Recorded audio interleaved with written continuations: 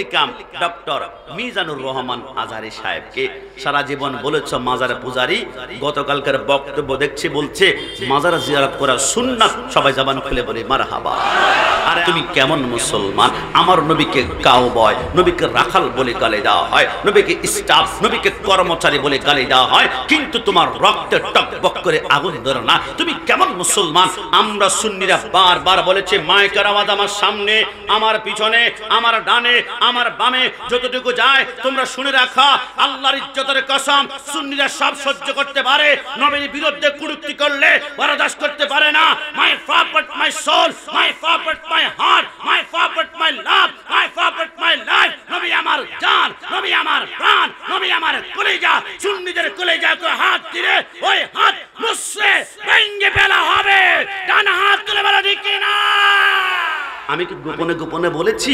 আমি মাইক লাগানো হয়েছে, পারলে হবিগঞ্জ শায়েস্তাগঞ্জের কোনায় কোনায় 1 লক্ষ মাইক লাগানো হোক, 1 লক্ষ বার এইখানে বসে আমি বলবো আমি সুন্নি, আমি সুন্নি, আমি সুন্নি। কিন্তু আনোয়ারপুরে আজকে এই মুহূর্তে আমরা যেখানে বসা আছি, একজন বাপারে বাটা কি পাওয়া যাবে মাইকের সামনে এসে একবার বলবে হুজুর আমি ওহাবি, আমার জন্য খাস করে দোয়া করেন। থুতু মারতে মারতে সুরমা নদীর মধ্যে নিক্ষেপ করা হবে, কারণ ওহাবি পরিচয় দেওয়া যায় না। এটা গোস্তাক রসুলের পরিচয়, দুশ্মনের রসুলের পরিচয়। আমরা সুন্নিরা ভয় পাই না কেন? আমরা জানি 73 দলের একটা দল হবে জান্নাতি, লা শাক্কা ওয়ালা রাইবা আন্নাহুম আহলুস সুন্নাতি ওয়াল জামাত। তো সুন্নিরা যদি জান্নাতি, জান্নাতের পরিচিতিতে ভয় লাগে না, দল লাগে না। শহীদ নুরুল ইসলাম ফারুকীর মতো সুন্নিরা জীবন দিবে, জীবন কুরবান করবে, কিন্তু ঈমান কখনো বিক্রি করবে না। না হাত তুলে বলা ঠিক না? মামলার ভয়ে, সরকারের ডান্ডার ভয়ে, ক্ষমতার আশায়, চেয়ার আশায়, মসনদের আশায় সুন্নিরা আশায় ভয় করে না। সুন্নিরা আগেও যেমন ছিল এখনো তেমন আছে। তারা 1 বছর আগে সুদের বিরুদ্ধে হুঙ্কার দিত, এখন হুঙ্কার বন্ধ হয়ে গিয়েছে। তারা 1 বছর আগে বেপরদা নারীর বিরুদ্ধে গর্জন দিত, এখন বেপরদা নারীর বিরুদ্ধে কথা বলে না, উল্টা বলে ইন্ডিয়ান কোন নায়িকা রাশমিকা নাকি কি রয়েছে, ওর চেহারার দিকে নাকি আল্লাহর নামে তাকালে সোয়াব সোয়াব পাওয়া যায়। কথা বলে ঠিক না? আরে এরা কত বড় গাদ্দার বিশ্বাস করেন? এরা বলে ফেসবুকের কথা নাকি কোরআনে আছে, মাঝে মাঝে নাকি আল্লাহ লাইক এবং শেয়ারও মারে। জোরে বলে নাউজুবিল্লাহ। এরা পারে, এরা দুনিয়ার মসনদকে, আল্লাহর কোরআনকে হাসির পাত্র বানিয়ে দিয়েছে। কিন্তু সুন্নিরা আগেও সুদের বিরুদ্ধে বলেছে, এখনো বলবে। আরে আমি তো কষ্ট পেয়েছি। কি রে ভাই, একজন বক্তা আপনারা শুনেন নাই? তিনি 1 সপ্তাহ আগে বলেছিল একদল খাইছে আর একদল খাওয়ার জন্য রেডি হয়ে আছে। বিএমপির ভাইদেরকে মেনশন করেন নাই, কিন্তু ওনাদের ইগুতে লেগে গিয়েছে, প্রতিবাদ করেছে, হুঙ্কার দিয়েছে, তিনারা গর্জন করেছে, রাগ করেছে। ওনাদের রাগ ভাঙানোর জন্য ওই বক্তাই আবার ফেসবুক স্ট্যাটাস দিয়েছে, ইস মা ছেলের অন্তরঙ্গ মুহূর্ত ভালোবাসা দেখে আমাদের কতই না ভালো লাগলো। দেখুন না, ওই বিএমপির ভাই রাগ করেছে, রাগ ভাঙানোর জন্য পাল্টা রিয়াকশনে একটা স্ট্যাটাস দিয়েছে। খারাপ জিনিস না, ভালো জিনিস, মানুষ রাগ করবে, রাগ ভাঙাবে। কিন্তু আমার প্রশ্ন, বিএমপির বাইরে রাগ করেছে বিধান এদেরকে রাগ ভাঙানোর জন্য তুমি পাল্টা একটা রিয়াকশন, একটা ফেসবুক স্ট্যাটাস দিতে পারলা। কিন্তু ওই বক্তাই আমার নবীকে কাউবয় বলেছে, নবীকে রাখাল বলেছে, নবীকে স্টাফ বলেছে, নবীকে কর্মচারী বলেছে। একটাবার সরে তো দূরের কথা, তওবা তো দূরের কথা। আর তওবা কি তুমি আমার কাছে করবা? তওবা তো করবা আল্লাহর কুদরতি কদমে, তুবু ইলাল্লাহ তাওবাতুন নাসুহা। তুমি রাজনীতির ময়দানে টিকার জন্য ক্ষমা চাইতে পারো, মদিনা ওয়ালার জন্য ক্ষমা চাইতে পারো না। এরা ক্ষমতায় আসলে মদিনার সনদে বাংলাদেশ করবে না। কসম খোদার, বাংলাদেশকে জঙ্গির আস্তানায় বানিয়ে ছাড়বে। ডানা হাত তুলে বলো ঠিক না?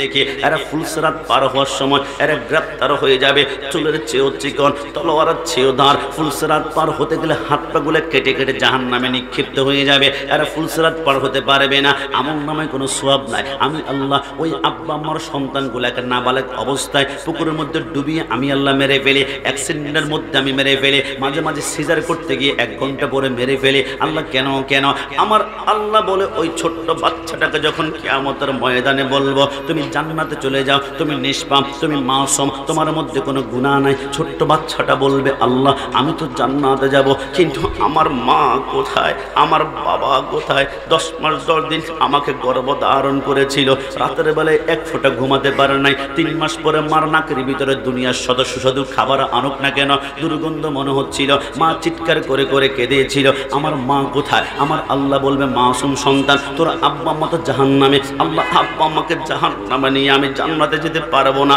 প্রয়োজনে আমাকে জাহান্নামে ঢুকিয়ে দিন। আমার আল্লাহ বলে না না সম্ভব নয়, তোমার গায়ের মধ্যে একটা পাপ লাগা নাই, জুলুম লাগা নাই, তুমি মাসুম, তুমি জাহান্নামে যেতে পারো না। আল্লাহ আমার জবান যদি এত পবিত্র হয়, আমার পবিত্র জবানের সুপারিশে আমার আব্বা আম্মাকে আপনি জাহান্নাম থেকে জান্নাতি বানিয়ে দিন না। আমার আল্লাহ বলে সন্তানটা যখন সুপারিশ করবে আমার রহমতের সাগরের তুফান শুরু হয়ে যাবে, সাইক্লোন শুরু হয়ে যাবে। আমি আল্লাহ দেরি না করে ছোট্ট নাবালেগ সন্তানের জবানের সুপারিশের কারণে তারা আব্বা আম্মাকে সেকেন্ডের ভিতরে আমি জাহান্নাম থেকে জান্নাতি বানিয়ে দিবে। একটু জবান খুলে বলি সুবহানাল্লাহ।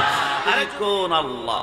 والرحمن والرحيم والملك والقدوس والسلام والمؤمن والمهيمن والعزيز والجبار والمتكبر والخالق والباري والمصور والغفار والقهار والوهاب والرزاق والفتاح والعالم والقابض والخافض والرافع والمعز والمذل والسميع والبصير والحكم والواجد والماجد والواحد والأحد والصمد والقادر والمقتدر والمقدم والمؤخر والأول والآخر والظاهر والباطن والولي والمتعالي والتواب والضر والمنتقم والعفو وهو ملك الملك وهو ذو الجلال والإكرام والمقصد والباسط والغني والمغني والنافع والنور والهدي والبديع والرشيد والصبور وهو لا إله إلا الله।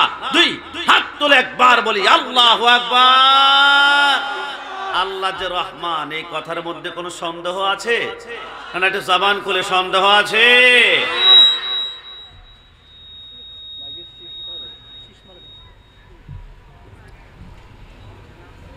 আমার ভাইরা একটু খেয়াল করে দেখবেন, আমার বাড়ি হচ্ছে চট্টগ্রাম, আপনাদের হবিগঞ্জে ঘরের আশেপাশে অনেক সময় পেঁপে গাছ রোপণ করলে একদিন 2 দিন পানি না দিলে পেঁপে গাছ মৃত্যুবরণ করবে, সার না দিলে, গোবর ঠিক মতো না দিলে পেঁপে গাছ মৃত্যুবরণ করবে।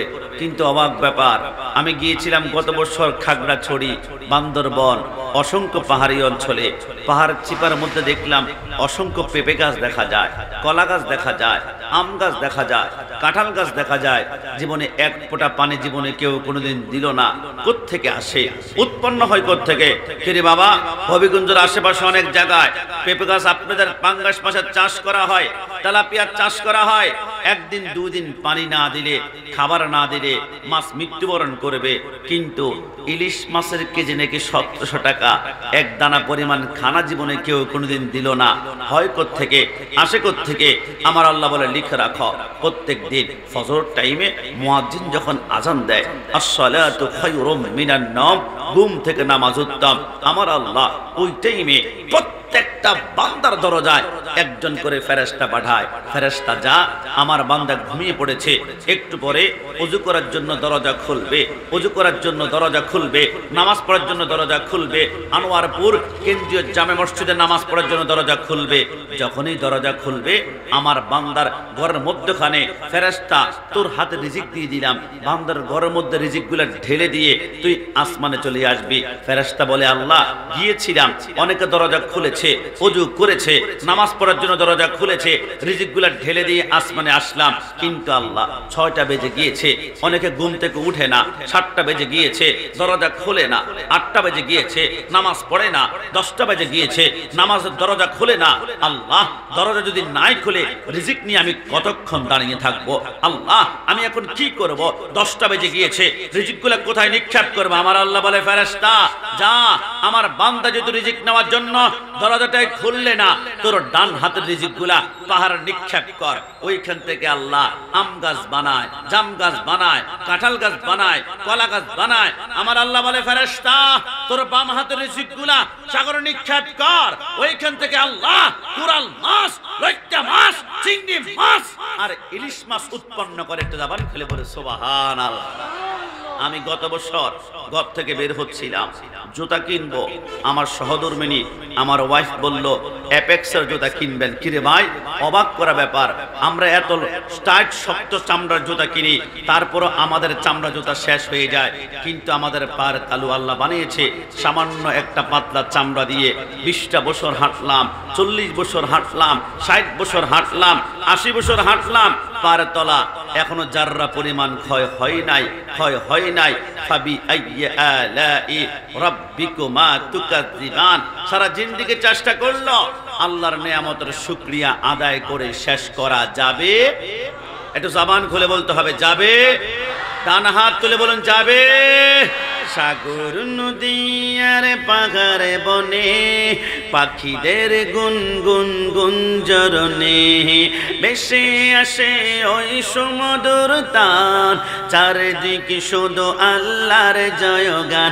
আল্লাহ মহান, আল্লাহ মহান, আল্লাহ মহান, আল্লাহ মহান। কি আল্লাহর নাম নিতে আমাদের কষ্ট হবে? 7 আঙ্গুল উঁচা করে একসাথে বলতে হবে আল্লাহ মহান, আল্লাহ মহান। সাগর নদী আর পাহাড়ে বনে পাখিদের গুনগুন গুঞ্জরণে ভেসে আসে ওই সমুদ্র তান, চারদিকে শুধু আল্লাহর জয়গান। আল্লাহ মহান, আল্লাহ মহান। শুনো তুমি মন দিয়ে কোকিলের সুর, শুনতে লাগছে দেখো কত না মধুর। মিষ্টি মিষ্টি ওই দোয়েলের গান, রয়েছে তাহাতে কি সুধা অপুরাণ। কোথা পেল তাহারায় সুর অম্লান, জবাব আসবে দিল খোদা মহিয়ান। আল্লাহ মহান, আল্লাহ মহান।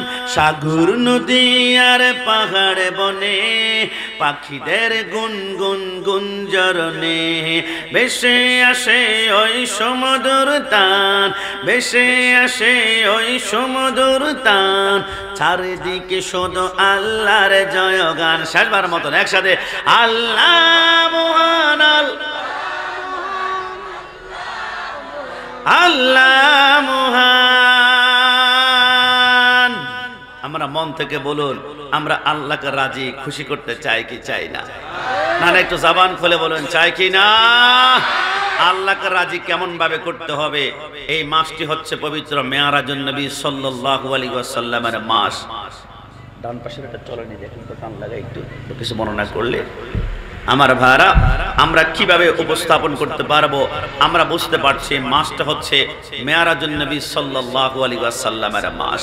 দেখুন গতকালকে রাত্রে মেয়ারাজুন নবী যদিও গিয়েছে, আজকে মাগরিব পর্যন্ত টাইম ছিল। মাগরিবের পরেই কিন্তু আমাদের 28 রজব দিনটা শুরু হয়ে গিয়েছে। কিন্তু আমার মাইকের আওয়াজ যারা মাইক থেকে শুনতে পাচ্ছেন, আমাকে নির্দিষ্ট একটা সাবজেক্ট দেওয়া হয়েছে যে হুজুর কষ্ট নেবেন না, পবিত্র শানে রিসালাত নিয়ে আপনি একটু আলোচনা করবেন। কিন্তু মাইকের আওয়াজ আনোয়ারপুরে যেখান থেকে শুনতে পাচ্ছেন, বাজারে এখন জমজমাট। কিন্তু যারা আসছেন আমি স্যালুট দিচ্ছি, তবে হয়তোবা 10 মিনিট 20 মিনিট আধা ঘন্টা পরে আল্লাহর রহমত থাকলে জায়গা নাও হতে পারে। কিন্তু আজকে লিখে রাখুন, আমি অনেক গবেষণা করে দেখলাম যে মেয়ারাজ কেন হয়েছে, কেন হয়েছে, কেন হয়েছে। আজকে আনোয়ারপুরে ভাইরা লিখে রাখুন, মেয়ারাজ মোট 4টা কারণে হয়েছে। একটু জবান খুলে বলে সুবহানাল্লাহ। 1 নম্বর কারণ একটু খেয়াল করবেন, আমরা সবাই কালিমায়ে শাহাদাত পড়েছি, আশহাদু আল্লা ইলাহা ইল্লাল্লাহু ওয়াহদাহু লা শারীকা লা। আমি সাক্ষ্য দিচ্ছি আল্লাহ ছাড়া কোনো মাবুদ নাই।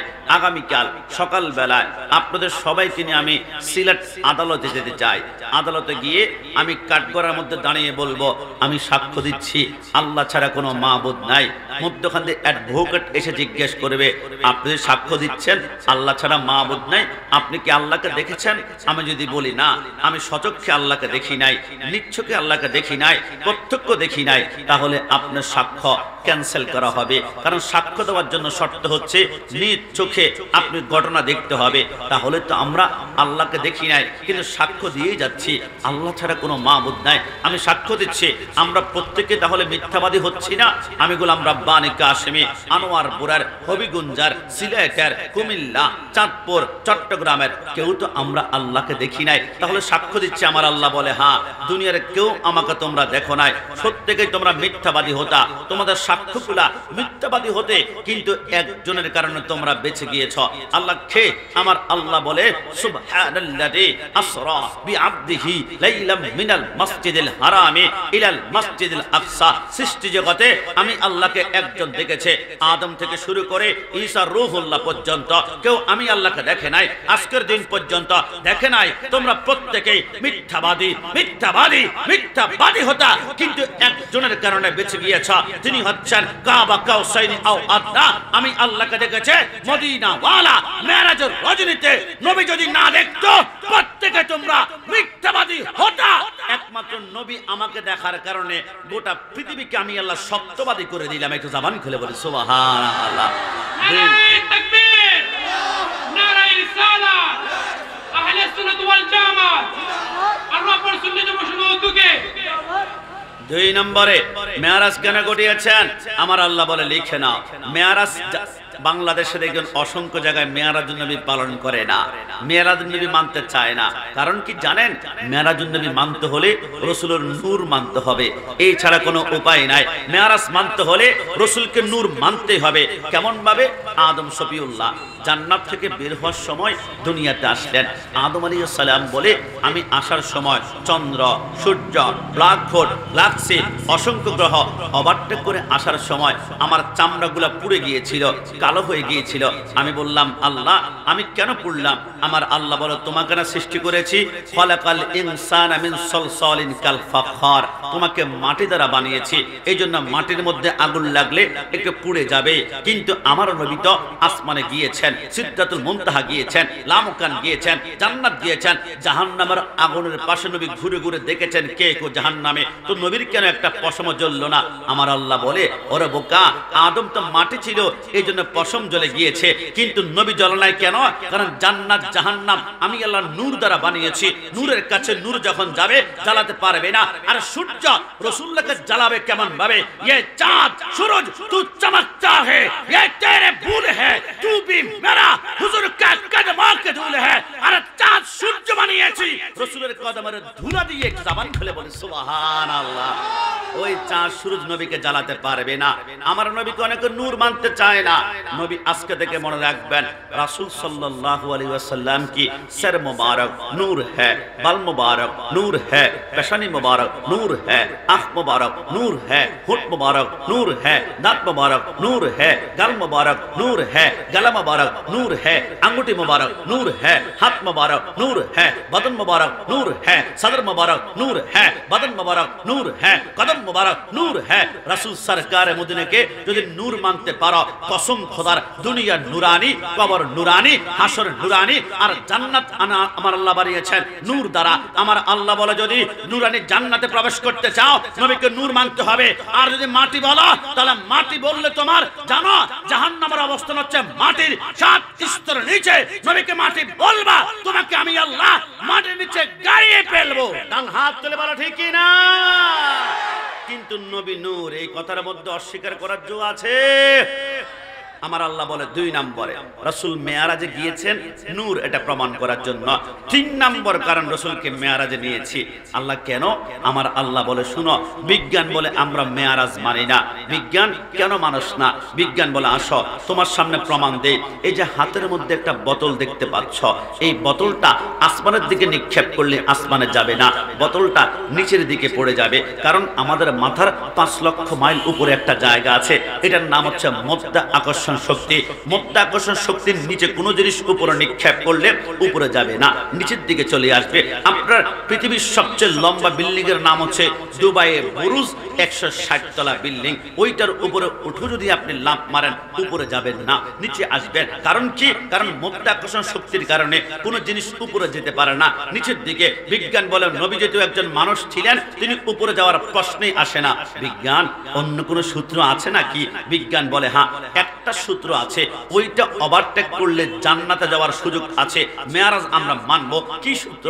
বিজ্ঞান বলে তোমাদের আনোয়ারপুর থেকে কেউ যদি একটা পিস্তল হাতের মধ্যে নিয়ে আসমানের দিকে নিক্ষেপ করে, ওইখান থেকে একটা বুলেট যদি বের হয়, বুলেটটা যদি 1 সেকেন্ডের ভিতরে 7 কিলোমিটার 1 সেকেন্ডের ভিতরে 7 কিলোমিটার অতিক্রম করতে পারে, এমন একটা দ্রুতগামী বুলেট যদি নিক্ষেপ করা হয় সেকেন্ডে 7 কিলোমিটার, তাহলে আমরা বুঝতে পারবো ওই লোকটা মেরাজ ওভারটেক করতে পারবে। তাই নাকি? 1 মিনিটে কত? 7 কিলোমিটার। 1 সেকেন্ডে কত? 7 কিলোমিটার। ও 1 সেকেন্ডে 7 কিলোমিটার অতিক্রম করতে পারলে মেরাজ বিশ্বাস করবা? বলে হ্যাঁ। বলে এখানে আসো। আমার নবী যে বোরাকের মধ্যে সফর করেছিল ওইটার নাম বোরাক। বোরাক শব্দটি বারকুন থেকে আসছে, আর বারকুনের বাংলা অর্থ হচ্ছে, ইংলিশ হচ্ছে কারেন্ট, আর বাংলাতে বিদ্যুৎ বলা হয়। আমার রাসূল যেই বোরাকের মধ্যে উঠেছিলেন ওইটার নাম হচ্ছে বোরাক। বোরাক মানে কারেন্ট। এই মুহূর্তে যদি আনারপুর থেকে আমি একটা কারেন্টের সুইচ টিপ দেই, তাহলে 1 সেকেন্ডের ভিতরে কারেন্টটা যাবে 1,86,000 মাইল। রাসূল যে বোরাকে সফর করেছে, ওই বোরাক 1 সেকেন্ডে 7 কিলোমিটার নয়, 1,86,000 মাইল অতিক্রম করতে পারত। একটু জবান খুলে বলি সুবহানাল্লাহ। বিজ্ঞান বলে ক্ষমা চাই, আল্লাহর মাপ চাই। যেখানে 1 সেকেন্ডে 1,86,000 মাইল মেনে নিলাম রাসূল মেরাজ করতে পারবে। আমার আল্লাহ বলে কে রে বিজ্ঞান? আর রহমান আল্লামাল কোরআন। তোকে না সব সময় বলেছি তুই বিজ্ঞান আলাদা নয়, তুই বিজ্ঞান হচ্ছিস, আমি কোরআনের সামান্য একটা অংশ মাত্র। একটু জবান খুলে বলে সুবহানাল্লাহ। 4 নম্বরে রাসূল সর্বশেষ মেরাজে গিয়েছেন। সুবহানাল্লাযী আসরা। আসরা শব্দের অর্থ ভ্রমণ করা, কিন্তু আনোয়ারপুর থেকে যদি আমরা ভ্রমণ করি কক্সবাজারে, আমরা লিখি সফর সফর সফর, আনোয়ার টু কক্সবাজার সফর। আল্লাহ সবাই সফর শব্দ ব্যবহার করে, আপনি যে আসরা শব্দ ব্যবহার করলেন, আমার আল্লাহ বলে আরে বোকা, সফর কখন করো তুমি? কাশ্মী বলো তো। আল্লাহ সফর তো করে দিনের বেলায়। দিনে কেন? কারণ সূর্যের আলো ছাড়া আমি সাগর দেখবো না, নদী দেখবো না, পাহাড় দেখবো না। আমার আল্লাহ বলে ও তাই, তাহলে বোঝা গেল সূর্যের আলো ছাড়া তোমরা সফর করতে পারো না। কিন্তু আমার নবী তো সূর্যের আলো প্রয়োজন নাই, সূর্য বানানো হয়েছে রাসূলের কদমের ধুলা দ্বারা। এই জন্য আমি আল্লাহ রাসূলকে দিনে সফর না করে রাতের বেলা সফর করে বুঝিয়ে দিলাম তামাম দুনিয়া সৃষ্টি হয়েছে রাসূলের নূর দ্বারা। একটু জবান খুলে বলি সুবহানাল্লাহ। আসরা বিআবদিহি লাইলান। আমার রাসূল বলে রাতের কিছু অংশের ভিতরে আমি সপ্তম আসমান গিয়েছি, 27 বছর সফর করেছি। রাসূল বলে আমি যেই ঘর থেকে বের হচ্ছিলাম, আমি দেখলাম যাওয়ার সময় ওই ঘরের শিকল নড়ছে। আমি 27 বছর মেরাজ করে আসার পরেও দেখলাম শিকল এখনো নড়ছে। আমি যেই পানি দিয়ে ওযু করছিলাম, আমি দেখলাম যাওয়ার সময় ওই পানির নিচের দিকে গড়াচ্ছে, কিন্তু 27 বছর মেরাজ করে আসার পরেও দেখলাম ওই পানি এখনো গড়াচ্ছে। নবী আমাদের বুঝে আসে না, একটা শিকল নড়তে 5 মিনিট 10 মিনিট আধা ঘন্টা পরে শিকল নড়া বন্ধ হয়ে যাবে, পানি গড়াবে 5 মিনিট 10 মিনিট, এরপর তো বন্ধ হয়ে যাবে। কিন্তু 27 বছর পরেও নাকি পানি গড়ায়, শিকল নড়ে, এটা কেমনে সম্ভব? আমার আল্লাহ বলে শোনো আনোয়ারের পুরে ভাইরা, একটু কল্পনা করেন তো, প্রত্যেকের ঘরে হয়তো দেওয়াল গড়ি আছে। দেওয়াল গড়ির ঘন্টার কাঁটা যদি একবার আপনি 12টার মধ্যে রেখে ব্যাটারিটা ঠুস করে খুলে ফেলেন, আপনি দেখবেন 1 বছর পরে, 5 বছর পরে, 50 বছর পরেও দেখবেন ব্যাটারির কাঁটা ঘন্টার মধ্যেই পড়ে আছে। কারণ কি? ব্যাটারি হচ্ছে, আপনি ঘড়ির ব্যাটারি হচ্ছে জান। আপনি ঘড়ির যখন জান খুলে ফেলেছেন, ঘড়ি তখন স্টপ হয়ে গিয়েছে। ঠিক একটা ঘড়ির জান যেমন ব্যাটারি, তামাম দুনিয়ার একটা জান আছে। তামাম দুনিয়ার জান হচ্ছে আন-নাবিয়্যু আওলা বিল মুমিনিনা মিন আনফুসিহিম। তামাম দুনিয়ার জান হচ্ছে মদিনা ওয়ালা নবী। একটু জবান খুলে বলি সুবহানাল্লাহ। আমার আল্লাহ বলে নবীকে যখন জমিন থেকে উঠিয়ে নিয়েছি, দুনিয়ার জান আসমানে নিয়ে যাচ্ছি। দুনিয়াকে আমি আল্লাহ 27 বছর বন্ধ করে দিয়েছি, স্টপ করে দিয়েছি। ওইটা শিকল নড়তে ছিল, নড়ার মধ্যে 27 বছর বন্ধ করে দিয়েছি। পানি গড়াতে ছিল, 27 বছর পর্যন্ত স্টপ করেছি। নবী আমার 27 বছর পরে দুনিয়াতে আসলো। দুনিয়ার জান যখন দুনিয়া আসলো, তামাম দুনিয়াকে আমি আল্লাহ আবার চলমান করে দিলাম। একটু জবান খুলে বলি সুবহানাল্লাহ। আসরা বিআবদিহি লাইলাম মিনাল মাসজিদিল হারামি ইলাল মাসজিদুল আকসা, নবী আমার বলে মসজিদে হারাম থেকে আকসা পর্যন্ত সফর করেছি। নবী আমরা তো শুনেছি প্রথম আসমান গিয়েছেন, সপ্তম আসমান গিয়েছেন, সিদরাতুল মুনতাহা গিয়েছেন, লামকান গিয়েছেন, কাবা কাউসার গিয়েছেন, কিন্তু কোরআন বলে মসজিদে হারাম থেকে আকসা পর্যন্ত। নবী বলে ইধর মে আ যাইয়ে, এই দিকে আসো। এই আয়াতটি কখন নাজিল হয়েছে জানো? যখন মেরাজ থেকে আসার পরে আবু জাহেল, আবু লাহাব, উতবা, সাইবা আমাকে ধরেছিল, মুহাম্মদ সত্যিকার অর্থ বলো কতটুকু সফর করেছ?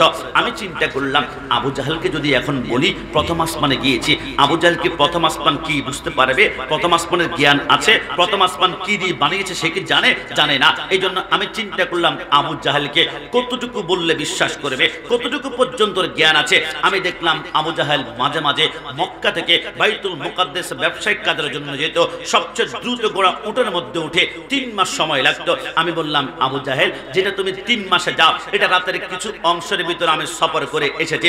আবু জাহেলের মাথা গরম, সম্ভব নয়। কিছুক্ষণ পরে হযরত আবু হুরায়রা রাদিয়াল্লাহু তাআলা আনহু জিজ্ঞাসা করেছিল নবী কতটুকু সফর করেছেন? আমার নবী বলে আমি দেখলাম আবু হুরায়রার জ্ঞান হচ্ছে প্রথম আসমান পর্যন্ত। আমি বললাম আমি প্রথম আসমানে গিয়েছি। কিছুক্ষণ পরে ওসমান জিজ্ঞাসা করে নবী কতটুকু সফর করেছেন? আমি দেখলাম ওসমানের জ্ঞান হচ্ছে সপ্তম আসমান পর্যন্ত। আমি বললাম সপ্তম আসমানে গিয়েছি। কিছুক্ষণ পরে হযরত সিদ্দিক আকবর জিজ্ঞাসা করে নবী কতটুকু সফর করেছেন? আমি দেখলাম সিদ্দিক আকবরের জ্ঞান হচ্ছে সপ্তম আসমান পর্যন্ত। সপ্তম আসমান ওভারটেক করে সিদরাতুল মুনতাহা গিয়েছে। কিছুক্ষণ পরে মাওলা আলী জিজ্ঞাসা করে নবী কতটুকু সফর করেছেন? আমি দেখলাম মাওলার জ্ঞান হচ্ছে কাবা কাউসাইনি আও আদনা, আল্লাহর আরশের উপরে লামকান পর্যন্ত। আমি বললাম আলী আমি লামকানে গিয়েছি। নবী বলে খোদার কসম, যার জ্ঞানের পরিধি যতটুকু অতটুকু পর্যন্ত ওকে আমি খবর দিয়েছি। মনে রেখা ওয়া আল্লামাকা মা লাম তাকুন তাআলাম, তামাম দুনিয়ার জ্ঞানের সৃষ্টিকর্তা হচ্ছে আল্লাহ আর মালিক হচ্ছে মদিনা ওয়ালা। একটু জবান খুলে বল সুবহানাল্লাহ।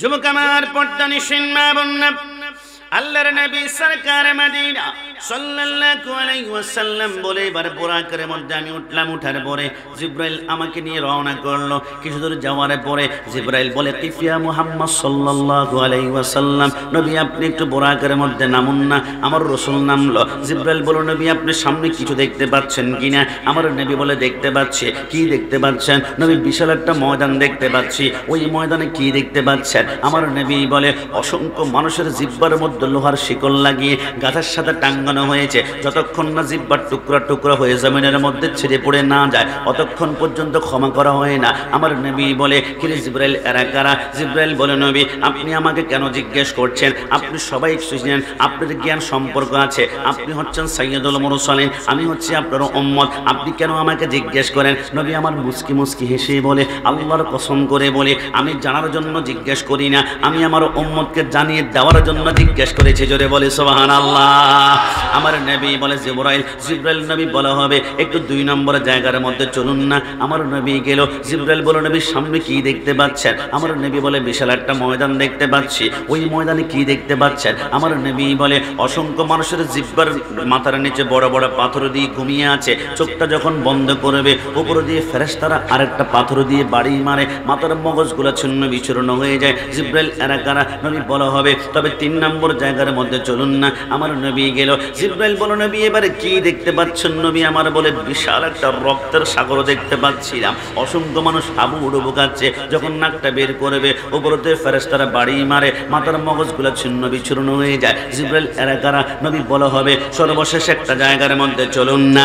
আল্লাহর নবী সরকার মদিনা বলে খোদার ইজ্জতের কসম করে বলি আমি 4 নম্বর জায়গার মধ্যে গেলাম। নবী কি দেখলেন? আমার নবী বলে 500 বছরের রাস্তা লম্বা একটি গাছ দেখতে পারলাম। ওই গাছের নিচে কি দেখতে পেরেছেন? আমার নবী বলে ওই গাছের নিচে একজন নূরানি সূরতের মানুষ বসা আছে। এনার সামনে কি দেখছেন? বলে ওনার সামনে দেখলাম কোটি কোটি নাবালক বাচ্চা বসে বসে আল্লাহর কোরআন তেলাওয়াত করছে। একটু জবান খুলে বলে সুবহানাল্লাহ। পরের জায়গা পরের জমিন ঘরে বানায়া আমি রই, আমি তো সে ঘরের মালিক নয়। কি আপনাদের কষ্ট হচ্ছে? একসাথে বলুন না, পরের জায়গা পরের জমিন পরের জায়গা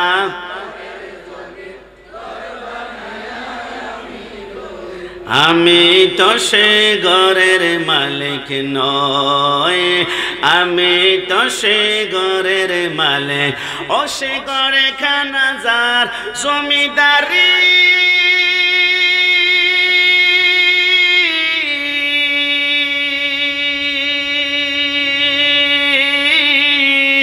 আমি পাই না তাগার হুকুম জারি, আমি পাই না জমিদারের দেখা, পাই না জমি দেখা, মনের দুঃখ কারে কই, আমি তো সে ঘরের মালিক নয়, আমি তো সে ঘরের মালিক নয়। শেষবারের মতন পরের জায়গা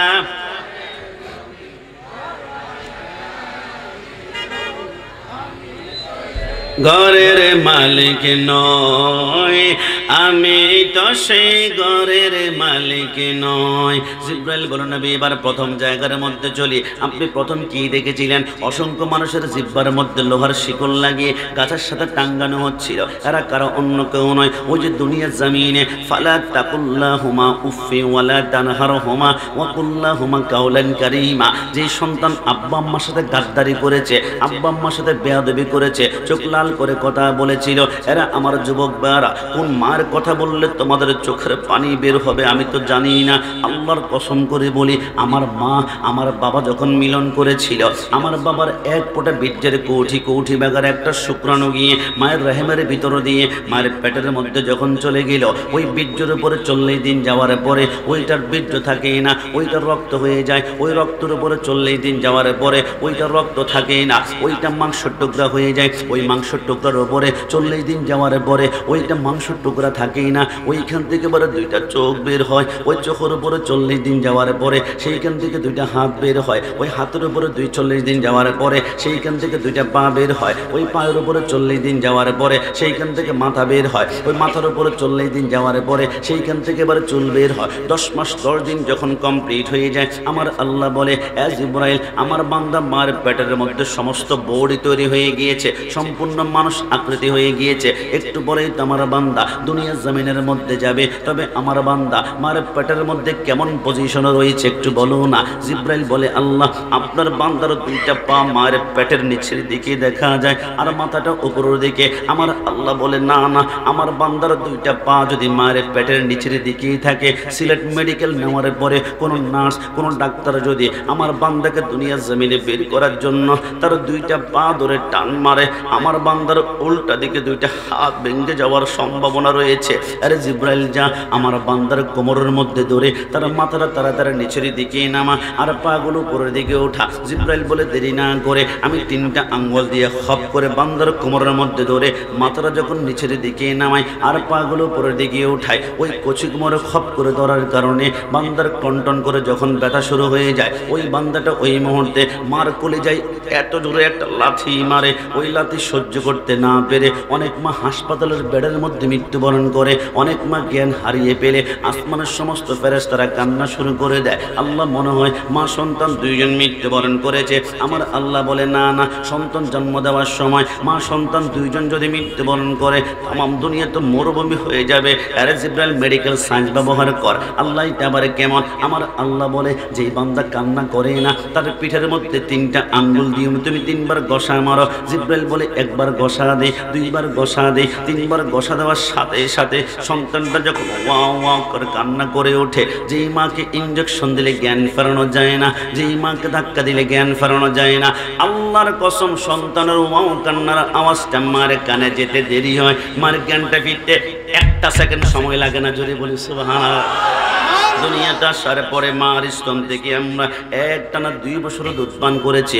আপনি বলবেন, গোলাম রাব্বানি কাশিমি হুজুর 2 বছরে এক ফোঁটা করে কতটুকু করে দুধ পান করেছি। কিন্তু খবরদার, ইংল্যান্ডের অক্সফোর্ড বিশ্ববিদ্যালয়ের 100 জন খ্রিস্টান বৈজ্ঞানিক বলে 2 বছর বাদ দাও, মার স্তন থেকে যে তোমরা 1 ফোঁটা দুধ পান করেছ, ওই 1 ফোঁটা দুধ নিয়ে আমরা 100 জন খ্রিস্টান বৈজ্ঞানিক গবেষণা করলাম। গবেষণা করার পরে আমরা মার 1 ফোঁটা দুধের ভিতরে আল্লাহর এমন একটা কুদরত দেখলাম, কুদরত দেখার সাথে সাথে আমরা কালিমা পড়ে মুসলমান হয়ে গেলাম। কি দেখেছ? বৈজ্ঞানিকরা বলে আল্লাহর কসম আমরা দেখলাম মার এক ফোঁটা দুধের ভিতরে আমার আল্লাহ দুনিয়ার 180 রকমের ফলের রস ঢুকিয়ে দিয়েছে। জোরে বলে সুবহানাল্লাহ। আরে যুবক, কোন মারে কথা বলছি? মা দুনিয়াতে আসার পরে মার স্তন থেকে আমরা টানা 2 বছর দুধ পান করেছি। তাফসীরকারগণ বলে ওই 2 বছর দুধগুলো যদি একটা পাল্লায় রেখে তোমরা ওজন দিয়ে দেখো, তোমরা দেখবা 2 বছরে অন্তত পক্ষে মার স্তন থেকে তোমরা 27 মণ দুধ পান করেছো। একটু জবান খুলে বলে সুবহানাল্লাহ। আমার নবী বলে বুঝতে পেরেছে জিবরাইল। তবে ওই যে 2 নম্বরের জায়গার মধ্যে দেখলাম অসংখ্য মানুষের মাথার নিচে বড় বড় পাথর দিয়ে এদেরকে মাথার উপর দিয়ে বাড়ি দেওয়া হচ্ছে, মাথার মগজগুলো ছিন্ন ভিন্ন হয়ে যাচ্ছে। এরা আবার কারা? জিবরাইল বলে অন্য কেউ নয়, এটা হচ্ছে ওই যে ফজরের সময় মসজিদে আজান দিয়েছিল, আসসালাতু খায়রুম মিনান নাওম, ঘুম থেকে নামাজ উত্তম। বান্দা কোনো মতে মাথার নিচ থেকে শিমুল তুলার বালিশ সরায় না, বান্দা কোনো মতে নামাজে যায় না, কিন্তু বান্দা তো জানে না ওয়াল্লাযীনা ইয়াবিতুনা লিরাব্বিহিম সুজদাও ওয়া কিয়ামা। কিয়ামতের ময়দানের প্রথম প্রশ্নই হবে, এই বান্দা কেন সেইটা করস নাই? এক জাররা পরিমাণ ডানে বামে কদম নাড়াতে পারবে না। বান্দা কান্না করবে, আল্লাহ আমি দুনিয়ার জমিনে এমপি ছিলাম, আমি মন্ত্রী ছিলাম, আমি মিনিস্টার ছিলাম, আমি কাউন্সিলর ছিলাম, আমি চেয়ারম্যান ছিলাম, আমি মেম্বার ছিলাম, এই জন্য আমি মানুষের বিচার আচার করতে করতে নামাজ পড়তে পারি নাই। আল্লাহ দুনিয়ার জমিনে রাস্তার কাজ করেছি, কালবাড়ার কাজ করেছি, শীতবস্ত্র বিতরণ করেছে, মানবতার ফেরিওয়ালা ছিলাম, এই জন্য খেদমত করে আমি দুনিয়ার জমিনে নামাজ পড়তে পারি নাই। আমার আল্লাহ বলবে আনতা কাজ্জাব, তুমি মিথ্যাবাদী। আল্লাহ কেন কেন? আমার আল্লাহ বলে ওই যে ডান পাশে তাকিয়ে দেখো, একজন নূরানি সুরতের মানুষ দেখায়, চিনতে পারো কিনা? আল্লাহ কে কে? আমার আল্লাহ বলে এর নাম হযরত সুলাইমান পয়গাম্বর। তুমি তো হবিগঞ্জের এমপি ছিলা, চুনারুঘাটের এমপি ছিলা, মাধবপুরের এমপি ছিলা, মৌলভীবাজারের এমপি ছিলা, কুড়াউড়ার এমপি ছিলা, কিন্তু আমার সুলাইমান পৃথিবীর উত্তর থেকে দক্ষিণ, পূর্ব থেকে পশ্চিম গোটা পৃথিবী শাসন করেছে। তুমি শুধু মানুষের কথা বোঝো, আমার সুলাইমান পিপিলিকার কথা বোঝে, মাকড়সার কথা বোঝে, তেলাপোকার কথা বোঝে, ছাড় পোকার কথা বোঝে, পাখির কথা বোঝে, বাতাসের কথা বোঝে। গোটা পৃথিবী শাসন করার পর সুলাইমান একক নামাজ ছাড়ে নাই। তুমি সামান্য অসুস্থ হয়ে দুনিয়ার জমিনে পাওয়ার পরে তুমি নামাজ ছেড়ে দিয়েছো, 70,000 শিকল লাগায় টানতে শুরু করবে। কিছুক্ষণ পর আরেকজন বান্দাকে ডাক দেবে, বান্দা তুই কেন নামাজ পড়স না? আল্লাহ আমার ডেঙ্গু ছিল, আমার ম্যালেরিয়া ছিল, আমার জ্বর ছিল, আমার ক্যান্সার ছিল, আমি প্যারালাইজ ছিলাম, অসুস্থ ছিলাম, নামাজ পড়তে পারি নাই। আমার আল্লাহ বলবে আনতা কাজ্জাব, তুমিও মিথ্যাবাদী। আল্লাহ কেন? আমার আল্লাহ বলে ওই যে ডান পাশে তাকিয়ে দেখো, একজন নূরানি সুরতের মানুষ দেখা যায়, চিনতে পারো কিনা? আল্লাহ কে কে? আমার আল্লাহ বলে এর নাম হযরতে আইয়ুব আলাইহিস সালাম। 18 বছর পর্যন্ত কেনায় কামড়িয়েছিল, যতবার কামড় দেয় আইয়ুব একটাবার উফ বলে না, ততবার বলে আল্লাহ। কামড় দিলে উফ বলে না, আইয়ুব বলে আল্লাহ। 18 বছর যখন কামড়ানো শুরু করেছিল, আইয়ুব বলেছিল আল্লাহ আমার অঙ্গ প্রত্যঙ্গ সব কামড়িয়ে শেষ করে ফেলাক, কিন্তু আল্লাহ আমার একটা অঙ্গ আপনি একটু হেফাজত করবেন। আমার আল্লাহ বলে এটা আবার কোনটা? ওগো আল্লাহ, এটা হচ্ছে আমার লিসান, এটা হচ্ছে আমার জিহ্বা। কিরে আইয়ুব, জিহ্বা দিয়ে তুমি কি করবা? আল্লাহ যাতে করে সেইটার মধ্যে গিয়ে জিহ্বাটা নাড়িয়ে নাড়িয়ে অন্তত পক্ষে পড়তে পারি সুবহান রাব্বিয়াল আলা, সুবহান রাব্বিয়াল আলা। 18 বছর কামড়িয়েছিল। যখন কামড়ানো শুরু করেছিল আইয়ুবের ওজন ছিল মাত্র 98 কেজি, কিন্তু কামড়িয়ে কামড়িয়ে চামড়ার ভিতরে সমস্ত গোশতগুলো খেয়ে ফেলেছিল। 18 বছর ওজনটা মাত্র 12 কেজি হয়ে গিয়েছে। বিবি রাহিমা বলে স্বামীকে কাঁধের মধ্যে নিয়ে বিন্দুমাত্র ওজন অনুভব হয় না। এত অসুস্থ থাকার পরও আমার আইয়ুব জীবনে এক ওয়াক্ত নামাজ ছাড়ে নাই। তুমি সামান্য অসুস্থ হয়ে নামাজ ছেড়ে দিয়েছ। আরেকজন বান্দিকে ডাক দিবে, বান্দি ওরে আমার বান্দি তুমি কেন নামাজ পড়ো না? আল্লাহ স্বামী আমার উপর জুলুম করত, স্বামী অত্যাচার করত, স্বামীর নির্যাতন থেকে বাঁচার জন্য নামাজ পড়তে পারি নাই। আমার আল্লাহ বলবে আনতা কাজ্জাব, তুমি মিথ্যাবাদী। আল্লাহ কেন কেন? আমার আল্লাহ বলে ওই যে ডান পাশে তাকিয়ে দেখো, একজন সুন্দরী চেহারা রমণী দেখা যায়, চিনতে পারো কিনা? আল্লাহ কে কে? আমার আল্লাহ বলে এর নাম হযরতে আসিয়া। একটু জবান খুলে বলে সুবহানাল্লাহ। আমার আসিয়া যখন রুকু চোখের মধ্যে যায়, তলপেটটা যখন একটু বের হয়ে যায়, ওই না ফেরাউন হাতের মধ্যে লোহার বল্লম গরম করে তার পিঠের মধ্যে পেটের মধ্যে ঘাই মারে, ওইখান থেকে রক্তের ফোঁটা বের হয়ে যায়। কিন্তু আসিয়া একবার উফ বলে না, যতবার ঘাই মারে বলে আল্লাহ, যতবার ঘাই মারে তত বলে আল্লাহ। 9 বছর পরে ফেরাউন বলে, কিরে আসিয়া, কোন রবের প্রেমের মধ্যে পড়ে গেলে? 9টা বছর জুলুম করলাম, একটা বারে তুই আল্লাহ ছাড়া অন্য কারো নাম নেস না। আমি ফেরাউনকে একবার খোদা মানলে গোটা সাম্রাজ্য তোর নামে লিখি দাম। আসিয়া বলে, যারা আল্লাহর প্রেমে পাগল হয়ে যায় দুনিয়ার কাছে 2 পয়সার দাম এদের কাছে থাকতে পারে না। এ আসিয়া, আজকে এমন একটা শাস্তি দিব তুই আল্লাহকে পর্যন্ত বলে যাবি। আসিয়া মুস্কি হেসে বলে, আমার পশমের গোড়া যতক্ষণ পর্যন্ত নড়াছড়া করবে অতক্ষণ আল্লাহ ছাড়া কোনো নাম বের হবে না। এবার আসিয়া 2টা হাত বেঁধে ফেললো, 2টা পা বেঁধে ফেললো, চোখের মধ্যে পট্টি বেঁধে মরুভূমির উত্তপ্ত বালুর মধ্যে চিৎ করে শোয়াই দিল। আসিয়া বলে, উত্তপ্ত বালিগুলা বালি নয়, জ্বলন্ত কয়লার মতন মনে হচ্ছিল। হঠাৎ করে আমি দেখলাম আমার পিঠের চামড়াগুলো গলে গেল, মাংসগুলো মোমোর মতন গলে গেল, আমার পিঠের হাড্ডিটা মাটির সাথে ঠন ঠন করে বাড়ি খাচ্ছে। আমি ভয় পেয়ে গেলাম, এখন পিঠের মধ্যে আর গোশত চামড়া নাই, সিজদা এখন করতে পারবো না। ওগো আল্লাহ, দুনিয়াতে বেঁচেই থাকবো কিন্তু সিজদা করতে পারবো না, এমন জীবন তো আমি চাই না। আল্লাহ, শুনিয়েছি জান্নাতের কি তোমার সুন্দর একটি ঘর আছে, আল্লাহ তোমার ঘরের পাশে জান্নাতে আমাকে ছোট্ট একটা ঘর দান করো না। আমার আল্লাহ বলে, ও জিব্রাইল, আমার আসিয়া জিন্দেগিতে কিছু আমার কাছে চাই নাই, জান্নাতে ছোট্ট একটা ঘর চেয়েছে। এক দেরি করিস না, দুনিয়ার মতো 13টা দুনিয়াকে একসাথে জোড়া লাগিয়ে আসিয়ার জন্য জান্নাতের দুনিয়ার 13 গুণ একটা জান্নাত বানাও। আসিয়া যখন সেইটা করবে আমি আল্লাহ চোখের পলকে একে জান্নাতে ঢুকিয়ে দিবে। একটু জবান খুলে বলে সুবহানাল্লাহ। রোজে হাসরে প্রথম প্রশ্ন, নামাজে পড়েছো নাকি? নামাজ ছাড়া সবই আমল দেবে তোমায় ফাঁকি। ডান হাত তুলে বলো ঠিক না? নামাজ হবে প্রথম হিসাব, নামাজ হবে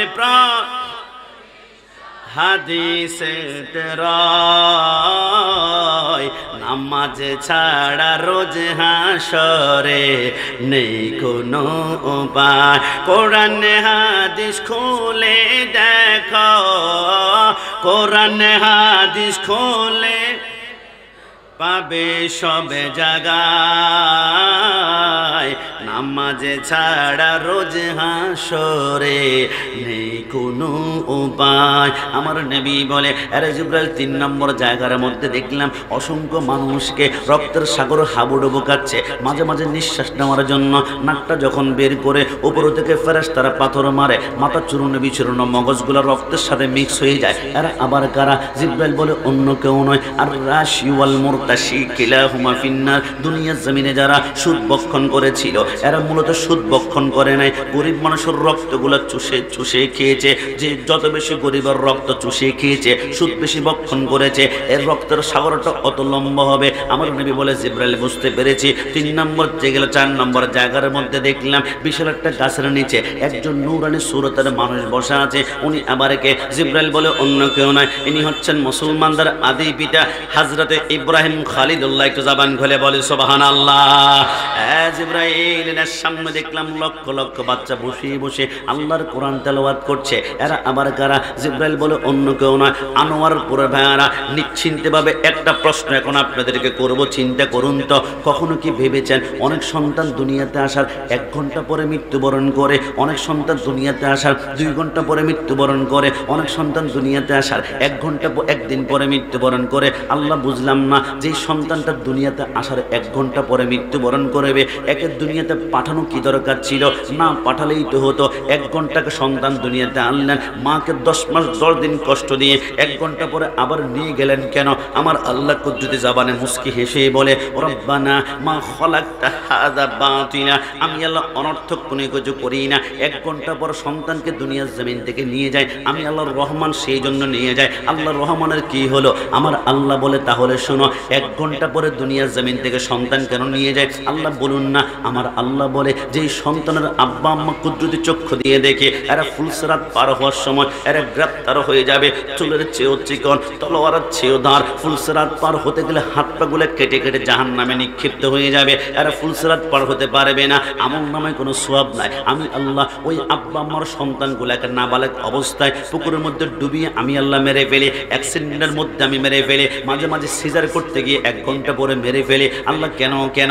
আমার আল্লাহ বলে ওই ছোট্ট বাচ্চাটাকে যখন কিয়ামতের ময়দানে বলবো তুমি জান্নাতে চলে যাও, তুমি নিষ্পাপ, তুমি মাসুম, তোমার মধ্যে কোনো গুনাহ নাই, ছোট্ট বাচ্চাটা বলবে আল্লাহ আমি তো জান্নাতে যাব, কিন্তু আমার মা কোথায়, আমার বাবা কোথায়? 10 মাস 10 দিন আমাকে গর্ভধারণ করেছিল, রাতের বেলায় 1 ফোঁটা ঘুমাতে পারে নাই। 3 মাস পরে মার নাকের ভিতরে দুনিয়ার সদস্য শুধু খাবার আনুক না কেন দুর্গন্ধ মনে হচ্ছিল, মা চিৎকার করে করে কেঁদেছিল, আমার মা কোথায়? আমার আল্লাহ বলবে মাসুম সন্তান তোর আব্বা আম্মা তো জাহান্নামে, আল্লাহ আব্বা আম্মাকে জাহান্নামে নিয়ে আমি জান্নাতে যেতে পারবো না, প্রয়োজনে আমাকে জাহান্নামে ঢুকিয়ে দিন। আমার আল্লাহ বলে না না সম্ভব নয়, তোমার গায়ের মধ্যে একটা পাপ লাগা নাই, জুলুম লাগা নাই, তুমি মাসুম, তুমি জাহান্নামে যেতে পারো না। আল্লাহ আমার জবান যদি এত পবিত্র হয়, আমার পবিত্র জবানের সুপারিশে আমার আব্বা আম্মাকে আপনি জাহান্নাম থেকে জান্নাতি বানিয়ে দিন না। আমার আল্লাহ বলে সন্তানটা যখন সুপারিশ করবে আমার রহমতের সাগরের তুফান শুরু হয়ে যাবে, সাইক্লোন শুরু হয়ে যাবে।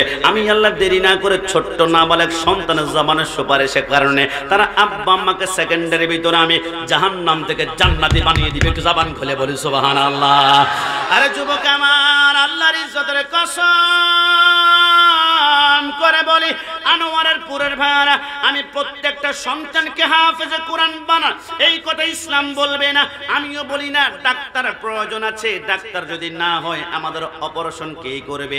ইঞ্জিনিয়ার প্রয়োজন আছে, ইঞ্জিনিয়ার যদি না হয় 5 তলা 10 তলা বিল্ডিং ফাউন্ডেশন না নিলে জনসংখ্যা ট্যাগল দেওয়া যাবে না। ব্যারিস্টার প্রয়োজন আছে, ব্যারিস্টার যদি না হয় আমাদের সিলেট আদালতে আমাদের মামলা মোকদ্দমা মীমাংসা করবে কে? আজকে থেকে লেখা রাখুন সন্তানকে যেই সেক্টরে পড়াতে মন চাই অবশ্যই পড়াবেন, তবে ওই বিষয়গুলোর সাথে একটা কম্পালসারি সাবজেক্ট কিন্তু রাখতেই হবে। ওয়ারাত্তিলিল কোরআন তারতিলা, এটা হচ্ছে বিশুদ্ধ কোরআন তেলাওয়াত। ফুলতলি দরবার শরীফে শুনেছি দারুণ বিশুদ্ধ কোরআন তেলাওয়াত করানো হয়। কেন শিখাবেন জানেন? আপনার সন্তান যদি বিশুদ্ধ কোরআন তেলাওয়াত শিখে আপনার লাভ হবে কি? আল্লাহর কসম করে বলে ঈসা রুহুল্লাহ বলে আমি একদিন একটা কবরের পাশ দিয়ে হাসতে লাগলাম, হঠাৎ করে আমি দেখলাম কবরের ভিতরে দাউ দাউ করে আগুন জ্বলছিল, আমি ভয় পেয়ে গেলাম। আমি ওই কবরটা অতিক্রম করে আমি ইসলামের কাজ করে আমার কিছুক্ষণ পরে যখন ওই কবরের পাশ দিয়ে আসতে লাগলাম আমি চিন্তা করলাম একটু আগে দেখলাম দাউ দাউ করে আগুন জ্বলে, আসার সময় এখন দেখি তো কি পরিমাণ আযাব চলে, নাকি সাপ কামড়ায় নাকি বিচ্ছু কামড়ায়, কিন্তু আসার সময় যখন নজর করলাম আগুন দেখি না, সাপ দেখি না, বিচ্ছু দেখি না। একটু আগে দেখলাম জাহান্নাম, কসম খোদার এখন দেখলাম সেই কবরে 1 লক্ষ আইটেমার জান্নাতের বালাখানা তার সামনে পরিবেশন করা হচ্ছে। একটু জবান খুলে বলে সুবহানাল্লাহ। ঈসা রূহুল্লাহ সেইটার মধ্যে পড়ে গেল আল্লাহ। আমার আল্লাহ বলে ঈসা কি বলতে চায়? আল্লাহ একদিন যায় নাই, 1 সপ্তাহ যায় নাই, 1 মাস যায় নাই, 1 বছর যায় নাই, একটু আগে ছিল জাহান্নাম, 1 ঘন্টার ব্যবধানে এখন জান্নাত কেমন হয়ে গেল? আমার আল্লাহ বলে লিখিয়ে রাখো এই ব্যক্তির লোকটা আজ থেকে 5 বছর পরে মৃত্যুবরণ করেছে। যেই দিন মৃত্যুবরণ করেছে ওই দিন তার স্ত্রীর গর্ভের ভিতরে একটা নাবালেগ সন্তান ছিল 8 মাসের। ওই সন্তানটা দুনিয়াতে আসলো, আসার পরে বয়স হয়ে গেল আজকে 4.5 বছর। ওই সন্তানটা আজকে প্রথম মুক্তিবরের মধ্যে গিয়েছে। মুক্তিবর হুজুর বলল বাবা আমার সাথে সবক নাও। কিসের সবক? বলে আমার সাথে বলো বিসমিল্লাহির রহমানির রহিম। ছোট্ট বাচ্চাটা যখন বিসমিল্লাহির রহমানির রহিম বলল আল্লাহর রহমতের সাগরে তুফান শুরু হয়ে গেল, সাইক্লোন শুরু হয়ে গেল। আল্লাহ কেন কেন? আমার আল্লাহ বলে ছোট্ট বাচ্চাটা বলে আমি নাকি রহমান, আমি নাকি দয়ালু, আমি নাকি রহিম, আমি নাকি মেহেরবান। তো আমি যদি রহমান হই, রহমান তো কখনো বাবার কবরে আগুন জ্বালাতে পারে না, রহিম তো কখনো আগুন জ্বালাতে পারে না। ছোট্ট বাচ্চাটা রহমান রহিম বলে ডাক দেওয়ার কারণে সেকেন্ডের ভিতরে ওই সন্তানের জবানের কারণে তার আব্বার কবরটা সেকেন্ডে আমি জাহান্নাম থেকে জান্নাতের টুকরা বানিয়ে দিলাম। জোরে বলি সুবহানাল্লাহ। তুমি নবীর উম্মত দাবি করো সুন্নাহ মানো না, নবীর অপমানে তোমার হৃদয় কাঁদে না। ডান হাত তুলে বলো ঠিক কি না? তুমি নবীর উম্মত দাবি করা সুন্নাহ মানো না, নবীর অপমানে তোমার হৃদয় কাঁদে না, তুমি বিজাতীয় সংস্কৃতিতে সপেছ পরাণ। তুমি কেমন মুসলমান, তুমি কেমন মুসলমান, বলো না তুমি কেমন তুমি কেমন মুসলমান। নামাজের সাথে নাই পরিচয়, নামাজের সাথে নাই পরিচয়, মানো না কোরআন। তুমি কেমন মুসলমান, তুমি কেমন মুসলমান। তুমি সুদের টাকায় প্রাসাদে গড় হোশ ছাড়ো না, দিন দুঃখী না খেয়ে মারে খবর রাখো না। ডান হাত তুলে বলো ঠিক না। তুমি সুদের টাকায় প্রাসাদে গড় হুশ ছাড়ো না, দিন দুঃখী না খেয়ে মারে খবর রাখো না। তুমি ঘুষ খেয়ে বিচার করো সাজিয়া প্রদান। তুমি কেমন মুসলমান, তুমি কেমন মুসলমান, বল না তুমি কেমন মুসলমান, তুমি কেমন মুসলমান। নামাজের সাথে নাই পরিচয়, নামাজের সাথে নাই পরিচয়, মানো না কোরআন। তুমি কেমন মুসলমান, তুমি কেমন মুসলমান। হবিগঞ্জ আনোয়ারপুরের ভাড়া, তুমি কেমন মুসলমান। আমার নবীকে কাউবয়, নবীকে রাখাল বলে গালি দেওয়া হয়, নবীকে স্টাফ, নবীকে কর্মচারী বলে গালি দেওয়া হয়, কিন্তু তোমার রক্তে টকবক করে আগুন ধরো না। তুমি কেমন মুসলমান। আমরা সুন্নিরা বারবার বলেছি, মাইকের আওয়াজ আমার সামনে, আমার পিছনে, আমার ডানে, আমার বামে যতটুকু যায় তোমরা শুনে রাখো। আল্লাহর ইজ্জতের কসম, সুন্নিরা সব সহ্য করতে পারে, নবীর বিরুদ্ধে কুরুক্তি করলে বরদাস্ত করতে পারে না। My property my soul, my property my heart, my property my love, my property my life. নবী আমার জান, নবী আমার প্রাণ, নবী আমার কলিজা। সুন্নিদের কলিজাকে হাত দিলে ওই হাত মুসলে ভেঙে ফেলা হবে। ডান হাত তুলে বলা ঠিক না। নারে তাকবীর, নারে রিসালাত, গোলাম রব্বানী কাসেমী সাহেব। এ ভাড়া, আজকে থেকে লিখে রাখো, তোমরা মনে করেছ সুন্নিদের প্যান্ডেল ছোট, আজকে থেকে লিখে রাখো আমাদের প্যান্ডেল থেকে 100 গুণ বড় প্যান্ডেল বাংলাদেশের বিভিন্ন জায়গায় নাকি হয়ে থাকে। তবে আজকে থেকে লিখে রাখো, ওই প্যান্ডেলে 1 লক্ষ বার লিল্লাহে তাকবীর, লিল্লাহে তাকবীর শোনা যায়, একটা বার ইয়া রাসূলুল্লাহ শোনা যায় না, শোনা যায় না, শোনা যায় না। আজকে থেকে লিখে রাখো, আল্লাহর ইজ্জতের কসম করে বলে দিয়ে যায়, কোনো শত্রুতামি নাই, সংঘর্ষ নাই, আমাদের দুশ্মনী হবে, নবীর দুশ্মনীর কারণে বন্ধুত্ব হবে, নবীর বন্ধুত্বের কারণে লিখে দিয়ে যায়, বলে দিয়ে যায়, যেই প্যান্ডেলে ইয়া রাসূলুল্লাহ স্লোগান নাই, ওই প্যান্ডেলে আমার নবীও নাই। কথা বলো ঠিক না। যেই প্যান্ডেলে ইয়া রাসূলুল্লাহ নাই, ওই প্যান্ডেলের নবী নাই। যেই প্যান্ডেলের নবী নাই, ওই প্যান্ডেলের রাহমাতুল লিল আলামিনের রহমত নাই। যেই প্যান্ডেলের রহমত নাই, লিখে রাখো, ওই প্যান্ডেলের যুবক ওয়াজ শুনবে, মুখে দাড়ি রাখবে, গায়ে পাঞ্জাবি লাগাবে, মাথায় টুপি লাগাবে, পরনে পায়জামা লাগাবে, আবার নামাজ পড়বে, নামাজটা শেষ করে হাতের মধ্যে হকি স্টিক নিয়ে টঙ্গীর ইজতেমায় 5 জনকে খুন করতে আর বুক কাঁপবে না। কথা বলা ঠিক কি না। যাদের অন্তরে ইয়া রাসূলুল্লাহ স্লোগান নাই, যাদের প্যান্ডেলে ইয়া রাসূলুল্লাহ স্লোগান নাই, কসম করে বলে দিয়ে যায়, এরা তাওহীদি জনতা নাম দিয়ে বাইতুল মুকাররমে জুতা নিক্ষেপ করতে বুক কাঁপবে না। কথা বলা ঠিক কি না। যাদের অন্তরে ইয়া রাসূলুল্লাহ নাই, আল্লাহর কসম এরা কথায় কথায় মাদার ভাঙবে, কারণ এদের হৃদয় থেকে রাহমাতুল লিল আলামিনকে সরাই ফেলা হয়েছে। নবী মানে রহমত, নবী মানে দয়া, নবী মানে মায়া, নবী মানে মহব্বত। যার অন্তর থেকে নবী সরে যাবে, এর হৃদয়টা নেকড়ে বাঘের চাইতে আরো মারাত্মক হবে। আরে কথায় কথায় মাদার ভাঙবে, আবার মুর্শিদপুরে গিয়ে গরু চুরি করতে বুক কাঁপবে না। কথা বলা ঠিক না। কিন্তু একটা প্রমাণ দেখাও, সুন্নিদের জীবনে কোন যুবকের পায়ের রক কেটেছে, প্রমাণ দেখাতে পারবে না। শাপলা চত্বরে আগুন জ্বালিয়েছে, প্রমাণ দেখাতে পারবে না। মসজিদে আগুন জ্বালিয়েছে, প্রমাণ দেখাতে পারবে না। বাড়িতে গাড়িতে আগুন জ্বালিয়েছে, পারবে না। ব্যাংকে আগুন লাগিয়েছে, পারবে না। গাড়িতে আগুন লাগিয়েছে, পারবে না। আর সুন্নিদের হৃদয়ে রাহমাতুল লিল আলামিনের রহমত আছে। রহমত যেখানে থাকবে মারা থাকতে পারে না, খুন থাকতে পারে না, না, রক্তাক্ত থাকতে পারে না, যুবকদের পার রক্তাক্ত থাকতে পারে না। আজকে থেকে লিখে রেখে নিয়ে যাও, আমরা সুন্নিরা হতে পারে ভ্যান চালক, হতে পারে রিক্সার ড্রাইভার, হতে পারে মুচি, হতে পারে মেথর, হতে পারে কুলি, টাকা নাই পয়সা নাই, আমরা গরিব, কিন্তু সুন্নিদের কলিজা চিনি রেখা এক সাগর পরিমাণ নবীর প্রেম পাওয়া যাবে। বাতিলরা হচ্ছে দুনিয়া প্রেমিক আর সুন্নিরা হচ্ছে নবী প্রেমিক। ডান হাত তুলে বলা ঠিক না? ওই নবীর পক্ষে ডাকলে মাঝে মাঝে গরম সুন্নি বলে আমাদেরকে টোকা মারবে। সুন্নি পরিচয় খুশি নাকি বেজার? না, দুই হাত তুলে খুশি না বেজার? মুফতি গিয়াসউদ্দিন তাহরি সাহেবকে স্মরণ করতেই হয়।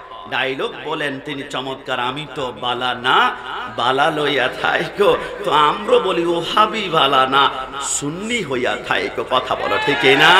কোরআনের কথাগুলো হাদিসের কথাগুলো মাইনা মাইনা চইল, ও হাবিবালা না সুন্নি হইয়া থাই। না না, আপনার মনে ভয় পাচ্ছেন কি? কোনো সমস্যা আছে? আমার গাড়িকে ভেঙে ফেলবে? মৃত্যুর জন্য প্রস্তুত আছি তো আমরা সবাই। সুন্নি পরিচয় থাকলে একটা জবানও বন্ধ থাকবে না, সবাই মুস্কি মুস্কি হেসে আমার সাথে বলবেন ওহাবি বালানা সুন্নি হইয়া থাইকো। হঠাৎ করে যদি দেখেন ডানে বামে অনেকের মুখ কালো হয়ে গিয়েছে, চেহারা দিয়ে এখন কথা বের হয় না, বুঝতে হবে গন্ডগোলটা ওইখানে গিয়ে ঢুকেছে। কথা বলা ঠিক না? একসাথে বলতে হবে, কোরআনের কথাগুলো হাদিসের ও মাইনা মাইনা চইল, ও হাবিব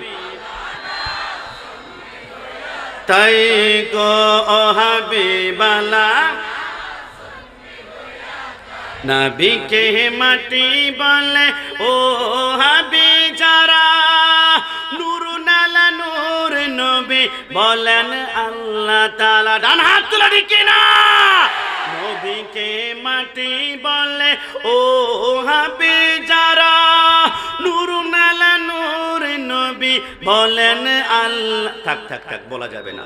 সকালবেলায় আনোয়ারপুরে টং দোকানে অনেকে চা খাবে, গোলাম রাব্বানি কাশিমি 40 মিনিট তো ভালোই আলোচনা করছিল, লাস্টে আবার ওহাবি সুন্নি এইগুলা বলার কি দরকার ছিল? কসম করে বলে দিয়ে যায়, ওহাবি শব্দ শুনলেই যাদের মাথার রক্ত গরম হয়ে যায়, আমি নিশ্চিত করে বলে গেলাম এদের ইমানে ক্যান্সার ক্যান্সার ক্যান্সার হয়েছে। কথা বলো ঠিক কিনা? কিন্তু আমি এখানে 3 বার বসে আমি বলেছি আমি সুন্নি আমি সুন্নি আমি সুন্নি। আমি কি দরজা বন্ধ করে গোপনে গোপনে বলেছি? আমি কি গোপনে গোপনে বলেছি? আমি মাইক লাগানো হয়েছে, পারলে হবিগঞ্জ শায়েস্তাগঞ্জের কোনায় কোনায় 1 লক্ষ মাইক লাগানো হোক, 1 লক্ষ বার এইখানে বসে আমি বলবো আমি সুন্নি আমি সুন্নি আমি সুন্নি। কিন্তু আনোয়ারপুরে আজকে এই মুহূর্তে আমরা যেখানে বসা আছি, একজন বাপারে বাটা কি পাওয়া যাবে মাইকের সামনে এসে একবার বলবে হুজুর আমি ওহাবি, আমার জন্য খাস করে দোয়া করেন। থুতু মারতে মারতে সুরমা নদীর মধ্যে নিক্ষেপ করা হবে, কারণ ওহাবি পরিচয় দেওয়া যায় না। এটা গোস্তাক রসুলের পরিচয়, দুশ্মনের রসুলের পরিচয়। আমরা সুন্নিরা ভয় পাই না কেন? আমরা জানি 73 দলের একটা দল হবে জান্নাতি, লা শাক্কা ওয়ালা রাইবা আন্নাহুম আহলে সুন্নাতি ওয়াল জামাত। তো সুন্নিরা যদি জান্নাতি, জান্নাতের পরিচয় দিতে ভয় লাগে না, দল লাগে না। শহীদ নুরুল ইসলাম ফারুকীর মতো সুন্নিরা জীবন দিবে, জীবন কুরবান করবে, কিন্তু ঈমান কখনো বিক্রি করবে না। না না, হাত তুলে বলা ঠিক না? আমাকে ক্ষমা করবেন। অনেকে আপনাদের মধ্যে অনেকে বলবে সুন্নিদের প্যান্ডেল ছোট, সুন্নিদের প্যান্ডেলে মানুষ কম, সুন্নিদের প্যান্ডেলে ক্যামেরা কম, ওদের প্যান্ডেল বিশাল বড়।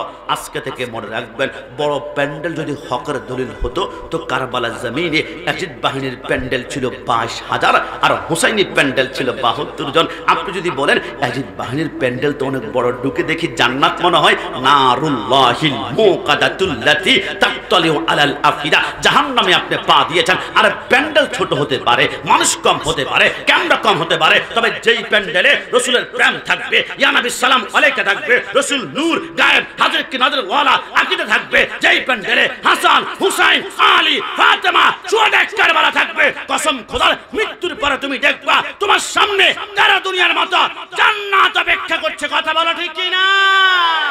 না না, অনেকে বলবে হুজুর আমরা সুন্নিরা মাদ্রাসা করলে 1 বছরে 1 তালাক করতে পারি না। বুঝলাম না হুজুর, এরা যে 6 মাসের ভিতরে 6 তালাক করে ফেলে, টাকার কোনো অভাব নাই, শক্তির কোনো অভাব নাই। আজকে থেকে লিখে রাখবেন, বাতিল সব সময় শক্তিশালী হয়ে থাকে আর হক সব সময় দুর্বল হয়ে থাকে। বাতিল শক্তিশালী বুঝেন নাই? ফেরাউন বাতিল ছিল, শক্তির কোনো কমতি ছিল না। নমরুদ বাতিল ছিল, শক্তির কোনো কমতি ছিল না। ইয়াজিদ বাতিল ছিল, শক্তির কোনো কমতি ছিল না। আবু জাহেল বাতিল ছিল, শক্তির কোনো কমতি ছিল না। আমার পিতৃরাজা বাতিল ছিল, শক্তির কোনো কমতি ছিল না। গুরু গোবিন্দ বাতিল ছিল, শক্তির কোনো কমতি ছিল না। আর হুসাইন হকের পক্ষে ছিল। হুসাইন সাহারা বেসারা, টাকা নাই, পয়সা নাই, 3 দিন খেতে পারে না। আমার আল্লাহ বলে বাতিল সবসময় শক্তিশালী হবে, কিন্তু মৃত্যুর পরে এদেরকে স্মরণ করার জন্য একজন পাওয়া যাবে না। কিন্তু হক দুর্বল হবে, মৃত্যুর পরে কিয়ামত পর্যন্ত স্মরণ করবে। ইয়াজিদকে কেউ স্মরণ করে না, হুসাইনকে লক্ষ লক্ষ মানুষ স্মরণ করে। একটু জবান খুলে বলি সুবহানাল্লাহ। এই জন্য হক সব সময় দুর্বল হবে, এই কথার মধ্যে কোনো সন্দেহ আছে? জবান খুলে সন্দেহ আছে? অনেকে বলবা হুজুর মাইক তো ধরেছেন 1 ঘন্টা, কিন্তু নবী নবী ছাড়া তো কিছুই শুনলাম না। আরে বোকা, নবী ছাড়া কবরে বলো, হাসরে বলো, মিজান বলো, ফুলসরাত, নবী ছাড়া কোনো উপায় থাকতে পারে? একটু জবান খুলে বলতে হবে, পারে?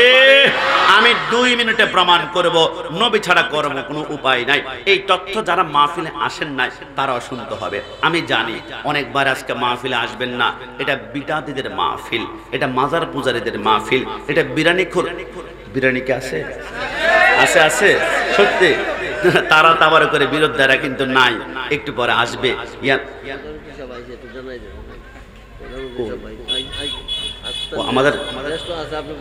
আমাদের প্রধান অতিথি মহোদয় আল্লামা মুখলেসুর রহমান বাঙ্গালী হুজুর আমাদের মাঝে উপস্থিত হয়েছেন।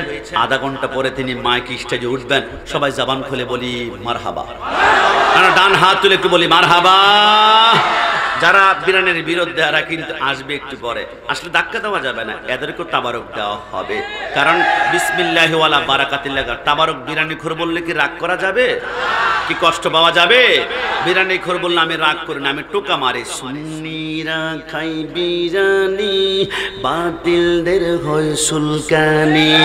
সুন্নিরা খাই তাবারক, বাতিলেরা খাই ডাল পানি। সুন্নিরা দলিল দেয় কোরআন হাদিস হতে, বাতিলরা বের হয় লাঠি নিয়া হাতে। ডান হাত তুলে বলো ঠিক না? সুন্নিরা, এরে আমার গাড়িটা একটু দেখে তোমরা, সমস্যা নাই তো? সুন্নিরা দলিল দেয় কোরআন হাদিস হতে, বাতিলরা বের হয় লাঠি নিয়া হাতে। সুন্নি কি বুঝবে তুমি কবরে, খাবে যখন ফেরেশতাদের পিটানি, ঠিক না? সুন্নিরা খাই বিরানি, বাতিলদের হয় সুলকানি। হয় না? নাই, সুন্নিরা খাই বাতিলদের হয় সুলকানি। সুন্নিরা ওলিদের জিয়ারতে যায়, বাতিলরা ওলিদের মাজারে বানতে চায়। কথা বলো ঠিক না? যারা সারা জীবন মাজার পূজারি বলেছে, গতকালকে দেখলাম, থ্যাংক ইউ, ধন্যবাদ, ওয়েলকাম ডক্টর মিজানুর রহমান আজহারি সাহেবকে। সারা জীবন বলেছ মাজার পূজারি, গতকালকার বক্তব্য দেখছি বলছে মাজার জিয়ারত করা সুন্নাত। সবাই জবান খুলে বলি মারহাবা। আরে আমরা তো সারা জীবন এটাই বলছি, আমরা মাজার পূজা করি না, আমরা করি মাজার জিয়ারত। মাজার পূজারি তখন বলতে পারতাম যদি মাজার ওয়ালাকে সিজদা করতাম আল্লাহর নাম নিয়ে, নাউজুবিল্লাহ, সিজদা তো হবে একমাত্র আল্লাহ। আল্লাহর আজকে থেকে আমাদের আনোয়ারা পুরো সম্মেলন থেকে বলে দিয়ে যায়, যে মাজারে সিজদা হয়, যে পীরের কদমে সিজদা হয়, এদের সাথে সুন্নিদের কোনো সম্পর্ক থাকতে পারে না, থাকতে পারে না, থাকতে পারে না। সেইটা হবে একমাত্র আল্লাহর। যারা পীরের কদমে সিজদা দেয়, মাজারে সিজদা দেয়, তারা ব্যবসা করে পীরের নামে, আউলিয়া কেরামের নামে সিজদা হবে একমাত্র আল্লাহর কুদরতি কদমে। ডান হাত তুলে বলো ঠিক না? এই আমাদেরকে মাজার পূজারি বলবা না। মাজার পূজারি তখন বলতে পারতা যদি আল্লাহর ওলিকে আমরা খোদা মনে করে সেইটা করতাম, নাউজুবিল্লাহ। আমাদের প্রভু তো একজন। কয়জন? কয়জন? মানে শাহাদাত আঙ্গুল উঠে ওদেরকে দেখান তো কয়জন? আমাদের প্রভু এক, এক নবীর উম্মত জীবন বিধান এক ওই সীমানি কোরআন তবে কেন এক হে মুসলমান এক হও করিয়া হবান বাইতুল্লাহ এক মদিনা শরীফ এক উহুদ পাহাড় এক বদরের মাঠ এক একটা তো জীবনার মরণ তো একটাই একসাথে মিলে মিশে একটাই প্রাণ তবে কেন এক হে মুসলমান এক হও করিয়া হবান আমাদের প্রভু কজন আমরা মাজার পূজা করি না, আমরা করি মাজার জিয়ারত। এই জন্য বলবো মাজার পূজারী, তবে আজকে থেকে মনে রাখবেন যারা মাজার কারা পছন্দ করে না, যারা নমরুদের অনুসারী। কারণ নমরুদের মাজার নাই, হযরত ইব্রাহিম আলাইহিস সালামের মাজার আছে। মাজার কারা পছন্দ আওয়াজ করে কে স্টেজে নিচে রেখে কাজ করে দেখে না এটা বাইরে রেখে নিচে এক লোক এখন সমস্যা দরকার। মাজার কারা পছন্দ করে না, যারা ফেরাউনের অনুসারী। কারণ ফেরাউনের মাজার নাই, মুসা কালিমুল্লাহর মাজার আছে। মাজার কারা পছন্দ করে না, যারা আবু জাহেলের অনুসারী। আবু জাহেলের মাজার নাই কিন্তু রাসূলুল্লাহর রওজা আছে। মাজার কারা পছন্দ করে না, যারা ইয়াজিদের অনুসারী। ইয়াজিদের মাজার নাই কিন্তু হুসাইনের মাজার আছে। মাজার কারা পছন্দ করে না, যারা পিতৃরাজের অনুসারী। পিতৃরাজের মাজার নাই, খাজা গরিবের মাজার আছে। মাজার কারা পছন্দ করে না, যারা গুরু গোবিন্দের অনুসারী। গুরু গোবিন্দের মাজার নাই কিন্তু শাহজালাল মাজার আছে। মাজার কারা পছন্দ করে না, যারা আল্লাহর দুশমন। মান আদালি ওয়ালিয়ান ফাকাদ আদানতুহু বিল হারবে। আনোয়ারার পুরে হবিগঞ্জে নাসিরউদ্দিন সিপাসালার থেকে শুরু করে আমাদের শাহজালাল পর্যন্ত যদি কখনো মাজার বলে ওরা ভেঙে পেলে, আমি বলবো মাজার এমন ভাবে ভাঙবা যাতে করে মাজারের ভিতরে কাপন পর্যন্ত দেখা যায়। তাহলে বুঝবা তুমি কে, আমি কে, আর যিনি মাজারে শুয়ে আছে উনি কে। মুহাম্মদ কি গোলামোं का কাপন ময়লা नहीं होता। 100 বছর পরেও দেখবা আল্লাহর কাপনে একটা মাটি পর্যন্ত লাগে নাই। তারা আল্লাহর প্রেমে মরে যায়, এদেরকে মাটিও খায় না, জমেও চোয় না। কথা বলা ঠিক কি না? কিন্তু আমরা বলি এই দেশ শাহজালালের দেশ, এই জন্য ঘুরে ফিরে আমাদের কথায় আসতে হয়। মাজার জিয়ারত করা রাসূলের সুন্নাত। একটু জবান খুলে বলি সুবহানাল্লাহ। মধ্যখান দিয়ে তার কথাটা একটু ভেঙে দিলাম। তবে আমি বলি, যেহেতু আমাকে শানের সালাতের কথা বলেছে, আমি 2 মিনিটে প্রমাণ করব কবরে নবী ছাড়া কোনো উপায়। একটু জবান খুলে উপায়। এই তথ্যটা পাওয়ার পূর্বে বাহিরে যারা আছেন আমাদেরকে গোপনভাবে রেকর্ড করার চেষ্টা করছেন, ভাই কোনো মারামারি নাই। এই তথ্যটা শুনো, জিন্দেগিতে শুধু ফিদা কা আবি ওয়া উম্মি ওয়া রূহি ওয়া জাসাদি, জীবনটা রাসূলুল্লাহর জন্য কোরবান করবে। এই তথ্যটা দেওয়ার পূর্বে আমি সবাইকে ছোট্ট করে একটা প্রশ্ন করতে চাই। ডান হাত তুলে সবাই আমাকে জবাব দিবেন। বলুন তো, ডান হাত তুলে কবরে গেলে আমাদেরকে কয়টা প্রশ্ন করা হবে? সবাই ডান হাত তুলে কয়টা? কিন্তু আমি গোলাম রাব্বানি কাশেমি, আমার এলেম কম, আমি নগণ্য। ওয়াল্লাহ খোদার কসম, আমি মুসলমান। আমার ডানে, আমার বামে, আমার সামনে মুসলমানরা। আজকে থেকে শুনে রাখুন, মুসলমানদের জন্য কবরে তিনটা নয়। কবরে মুসলমানদের জন্য প্রশ্ন হবে শুধুমাত্র একটি। একটু জবান খুলে বলি সুবহানাল্লাহ। হুজুর আগামীকাল আনোয়ারপুরে আমাদের একটা জ্ঞানজাম লাগাবেন, মারামারি লাগাবেন। সারা জীবন শুনলাম কবরে তিনটা প্রশ্ন করা হবে। মার রব্বুকা, মা দীনুকা, মা তাকুলু ফি হাক্কি হাযার রাজুল লি মুহাম্মাদিন সাল্লাল্লাহু আলাইহি ওয়াসাল্লাম। আপনি কোথা থেকে বলছেন কবরে প্রশ্ন করা হবে একটি? খবরদার, আমি যদি কোনো কথা বলি আমার কথা ফুটবলের মতো লাথি মেরে ফেলে দিবা। কিন্তু আমি যে বললাম কবরে প্রশ্ন করা হবে একটি মুসলমানদের জন্য, কোথা থেকে বলেছি? আসাফুল কুতুব বাদা কিতাবিল্লাহি তাআলা আস-সহিহুল বুখারী। আল্লাহর কোরআনের পর বিশুদ্ধ কোনো কিতাব যদি আসমান জমিনের মধ্যখানে থাকে, ওইটার নাম বুখারী শরীফ। 30 পারা আমি নিজে পুরো লাইন পড়েছি, পৃষ্ঠা পড়েছি, অক্ষর পড়েছি। কসম খোদার অহংকার নয়, শুকরিয়া। বুখারী শরীফে কোথাও দেখলাম না কবর তিনটা। বুখারী শরীফে স্পষ্ট লেখা আছে মুসলমানদের জন্য কবরের প্রশ্ন হবে শুধুমাত্র একটা।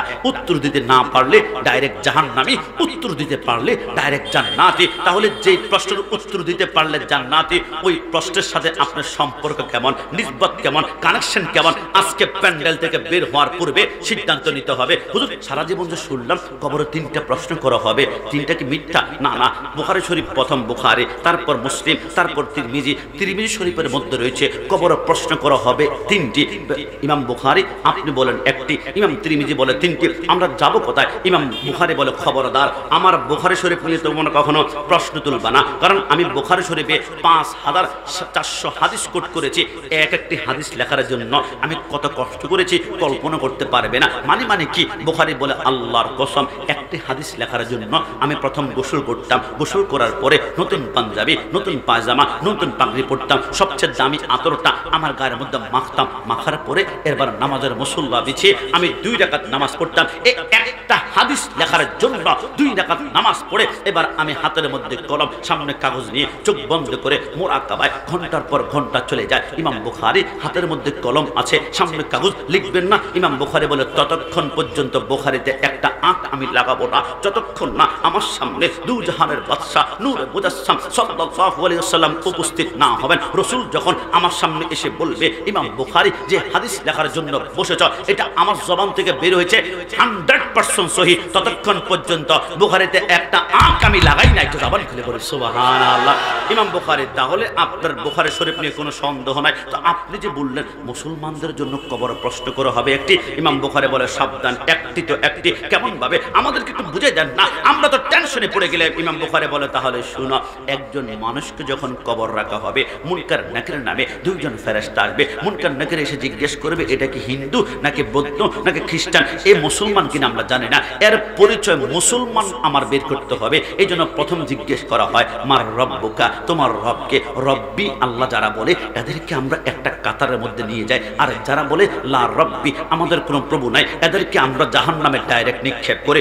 রব্বি আল্লাহ যারা বলেছে আমার প্রভু আল্লাহ, আমরা মনে করেছিলাম সবাই মুসলমান, কিন্তু অবাক হয়ে গেলাম রব্বি আল্লাহ যারা বলেছে এদের ভিতরে হিন্দু আছে, হিন্দুরা আল্লাহকে বিশ্বাস করে, তারা আল্লাহকে বলে ভগবান ভগবান ভগবান। বৌদ্ধরা আছে, আমি দেখলাম এদের ভিতরে বৌদ্ধ আছে, বৌদ্ধরা আল্লাহকে বিশ্বাস করে, তারা আল্লাহকে বলে ঈশ্বর ঈশ্বর ঈশ্বর। রব্বি আল্লাহ যারা বলেছে ওই কাতারের ভিতরে খ্রিস্টানরাও আছে, খ্রিস্টানরা আল্লাহকে বিশ্বাস করে, আল্লাহকে বলে গড গড গড। কি রে বাবা, রব্বি আল্লাহর ভিতরে হিন্দু বৌদ্ধ খ্রিস্টান দ্বারা বরবর, কিন্তু মুসলমান তো এখনো পেলাম না। রব্বি আল্লাহ কাতারের সামনে গিয়ে আবার জিজ্ঞেস করা হয় মা দীনুকা, তোমার ধর্ম কি? একজন বলে দীনিয়াল হিন্দু, যা তুমি জাহান্নামে। মা দীনুকা বলে দীনিয়াল বৌদ্ধ, যা তুমি জাহান্নামে। মা দীনুকা বলে দীনিয়াল খ্রিস্টান, যাও তুমি জাহান্নামে। আরেকজনকে জিজ্ঞেস করে মা দীনুকা, মুস্কি হেসে বলে দীনিয়াল ইসলাম। ফেরেশতা বলে এই তো মুসলমান পাওয়া গেল, মুসলমান এই পাশে আসো। মা দীনুকা দীনুল ইসলাম, মুসলমান এই পাশে আসো। মা দীনুকা দীনুল ইসলাম, মুসলমান এই পাশে আসো। সমস্ত মুসলমানদেরকে এক কাতারে দাঁড় করিয়ে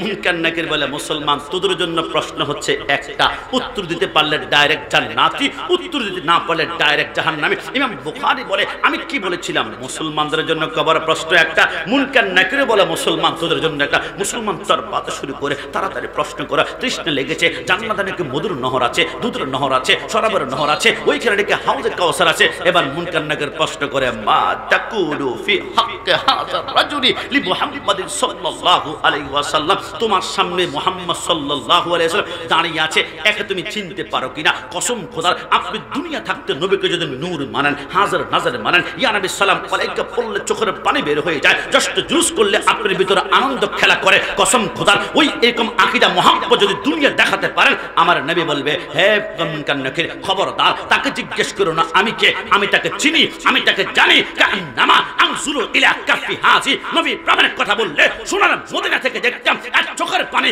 চলচল করে পড়ে। ইয়া নবী সালাম আলাইকা বললে একে বিদাতি বিদাতি বলে গালি দেয়, সমস্ত কলঙ্ক মাথার মধ্যে নিয়ে তারপরে বলে আমি সুন্নি, আমি নবীর পক্ষে। মুনকার নাকির জিজ্ঞেস করো না তিনি কে, আমি তাকে চিনি, সে আমার নবী প্রেমিক। রাসূল যখন পরিচয় করে দিবে, সুন্নিরা চোখের পলকে পুলসিরাত পার হয়ে জান্নাতে রাসূলুল্লাহর সামনে এইভাবে বসে থাকবে।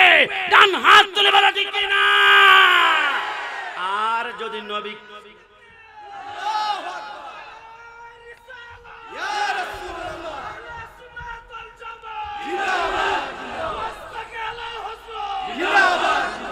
আর যদি কি আমার মত বলে কুটুক্তি করো, তাহলে নবীকে কুটুক্তি করলে মারামারির দরকার নাই। নবীকে কুটুক্তি করা মানে তার পরিচয় সে প্রকাশ করেছে।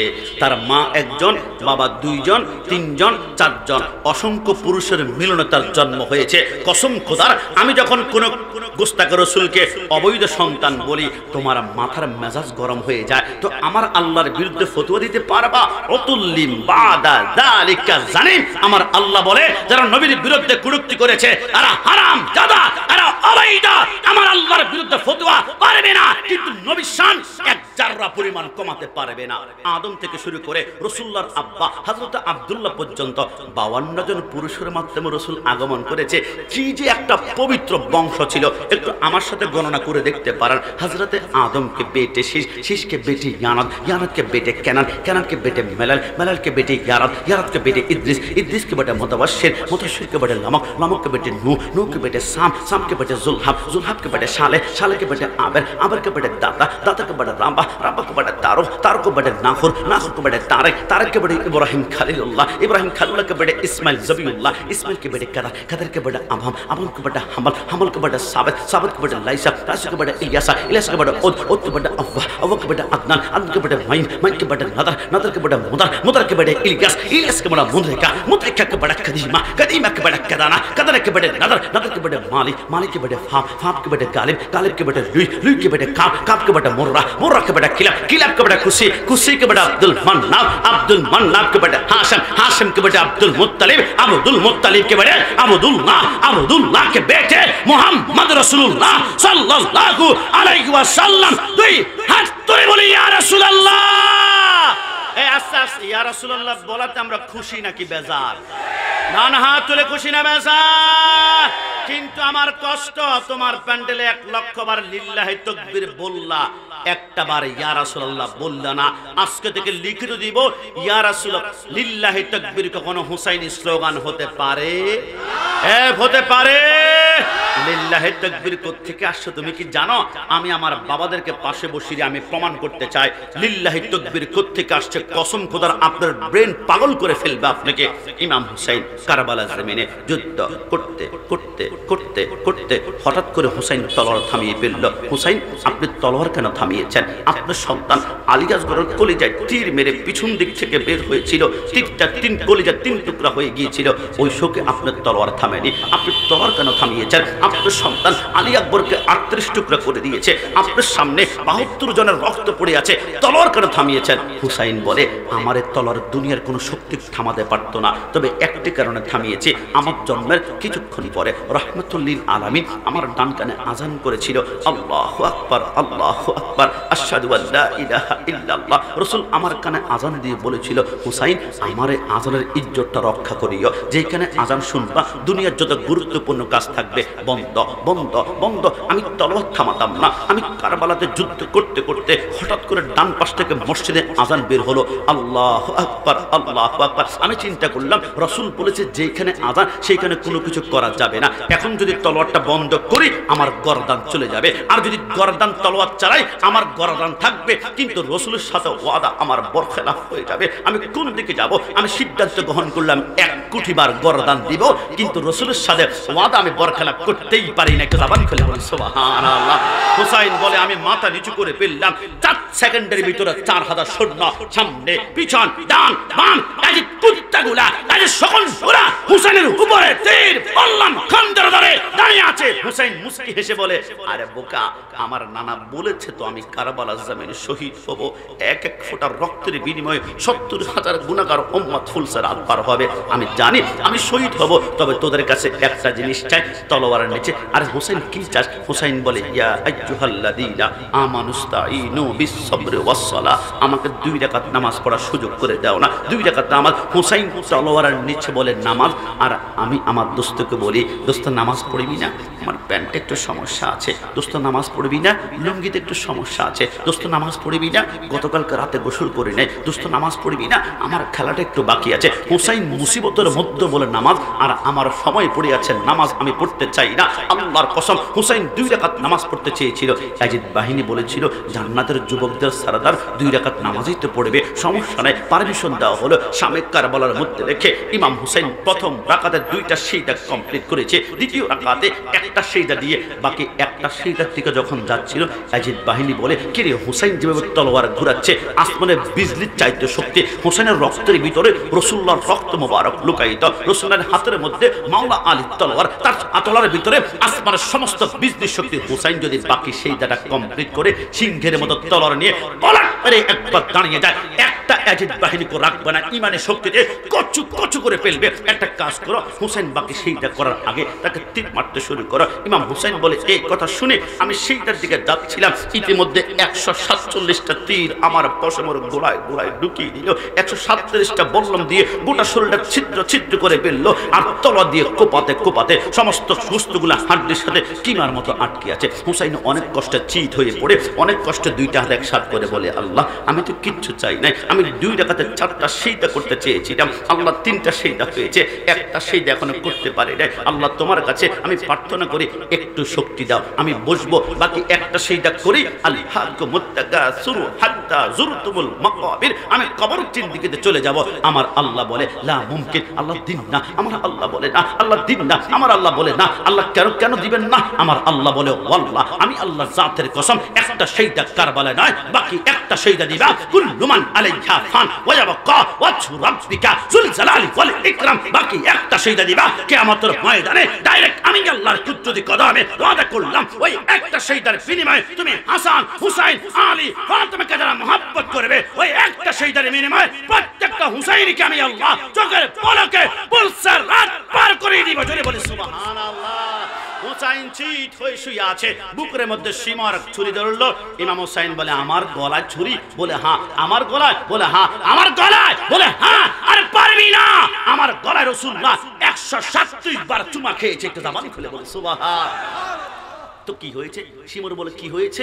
হুসাইন বলে 137 চুমার পাওয়ার তুই এখনো বুঝলি না, আর রাসূলের চুমার পাওয়ার মানে কি? ইমাম হুসাইন বলে তাহলে 137 মানে শুধু একটা চুমার পাওয়ার তোকে এখন শোনাবো। কি চুমার পাওয়ার? হুসাইন বলে তাহলে শোনো। ইন্না আউয়ালা বাইতু উদিয়া লিন-নাসি লাল্লাযী বিবাক্কাতা মুবারাকা, ওই যে কাবার পাশে ছোট্ট একটা হাজর আসওয়াদ নামে পাথর আছে, সিলেট থেকে অনেক বাইরা উমরা করার জন্য যে পাথরটাকে চুমু দেওয়ার জন্য চেষ্টা করে, পিছন দিক থেকে অসংখ্য মুরব্বী যুবকদের ধাক্কায় অনেক মুরব্বী জীবন পর্যন্ত দিয়ে পেলে। কিরে মুরব্বী আব্বা, একটা কালো পাথরকে চুমু দেওয়ার জন্য জীবন দিয়ে পেল, দরকার কে? সিলেটের জাফলং গেলে অসংখ্য পাথর পাওয়া যায়, কক্সবাজার পাওয়া যায়, থাইল্যান্ড পাওয়া যায়, ওই পাথরকে কেন চুমু দাও না? হাজর আসওয়াদ বলে এই তো সত্যি করে বলতো তোরা তো পাওয়ার কেন? মানুষ তোমাকে চুমু দেওয়ার জন্য লাল হলে একটা কথা ছিল, হলুদ হলে কথা ছিল, একটা পিঙ্ক কালার গোলাপি হলে কথা ছিল, কোনো রং নাই, তুই তো কালো মাত্র, কালো মানুষ চয়েস করতে চায় না। ওই হাজর আসওয়াদ বলে আমার কোনো পাওয়ার নাই, আমার কোনো ক্ষমতা নাই, আমার কোনো শক্তি নাই, তবে যেই দিন থেকে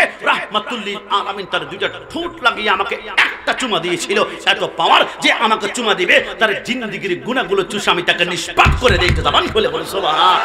হুসাইন বলে রে ওই সীমার একটা চুমার যদি হয় এত পাওয়ার, আর 137 চুমা রাহমাতুল লিল আলামিন আমার কণ্ঠে খেয়েছিল, তো আমি কি করব? আমাকে উপর করা। উপর করা হলো, গর্দান আলাদা করলো, শামে কারবালার মধ্যে লেখে ইমাম হুসাইনের মাথার চুলগুলো ছিল বাবরি চুল, বাবরি চুলের মধ্যে দিয়ে সীমার উপরের দিকে যখন মাথাটা উত্তোলন করলো, রক্তের ফোঁটাগুলো পড়ছে। ইয়াজিদ বাহিনী রক্তের ফোঁটা দেখে উল্লাস করতে শুরু করলো, আনন্দে। কারবালার জমিনে একজন মাত্র বেঁচে ছিল, ইমাম জয়নুল আবেদিন। তিনি বিছানা থেকে উঠাতে পারছেন না, যদি পারতেন বাবার আগেই বুকের মধ্যে তীর নিয়ে তিনি শহীদ হতেন। ইমাম জয়নুল আবেদিন বলে কিরে কারবালার জমিনে কারা আনন্দ করছে? কারবালার জমিনে 72 জন ভক্ত পড়ে আছে, নবী পরিবারের। কারবালার জমিনে অসংখ্য আহলে বাইত শহীদ করেছে, যাদেরকে নামাজের সালাম পর্যন্ত না দিলে নামাজ হয় না। এরা কারা? যারা জান্নাতের যুবকদেরকে শহীদ করে উল্লাস করছে। কিরে কারবালার যত কোনো হিন্দু নাই, কোন কারবালার জমিনে বৌদ্ধ নাই, খ্রিস্টান নাই, কারবালার জমিনে সবাই তো মুসলমান, মুখে দাড়ি, গায়ে পাঞ্জাবি, মাথায় টুপি, আরে কোন আইটেমের মুসলমান? মুসলমান, আরে বাংলাদেশ ওই আইটেমের মুসলমান এখনো আছে। ইমাম জয়নুল আবেদিন বলে মাটির মধ্যে গড়াগড়ি দিয়ে আমি তাবু যখন আলোক করলাম, আমি দেখলাম আমার বাবা হুসেনের মাথাটা শিমুর হাতের মধ্যে রক্তের ফোঁটা পড়ছে, আর ইয়াজিদ বাহিনীর রক্ত দেখে ডান হাত তুলে উল্লাস করছে আর স্লোগান দিচ্ছে লিল্লাহে তাকবীর, লিল্লাহে তাকবীর, লিল্লাহে তাকবীর। আমি ঘন্টার পর ঘন্টা অপেক্ষা করলাম, একটা বার তারা ইয়া রাসূলুল্লাহ বলে কিনা। খোদার কসম ঘন্টার পর ঘন্টা চলে যায়, একটা বার তারা ইয়া রাসূলুল্লাহ বলে না। ইমাম জয়নুল আবেদিন মুস্কি হেসে বললেন, ওই কারবালার জমিন থেকে স্লোগান হয়ে গেল দুই প্রকার, একটা হচ্ছে ইয়াজিদি, একটা হচ্ছে হুসাইনি। ইয়াজিদি স্লোগান হচ্ছে, হুসাইনি স্লোগান হচ্ছে নারায়ে তাকবীর, আল্লাহু আকবার, নারায়ে রিসালাত, ইয়া রাসূলুল্লাহ। আর ইয়াজিদি স্লোগান হচ্ছে লিল্লাহে তাকবীর, লিল্লাহে তাকবীর। এরা চায় যুবকদের অন্তর থেকে নবীর নাম মুছে ফেলবে, যুবকদের অন্তর থেকে নবীকে সরাই ফেলবে, যুবকদের অন্তর থেকে মিলাদুন নবী সরাই ফেলবে। কিন্তু আনোয়ারপুর, হবিগঞ্জ, শায়েস্তাগঞ্জে একজন হুসাইনি থাকতে ইয়া রাসূলুল্লাহ স্লোগান কোন বাপের বেটা বন্ধ করতে পারবে না।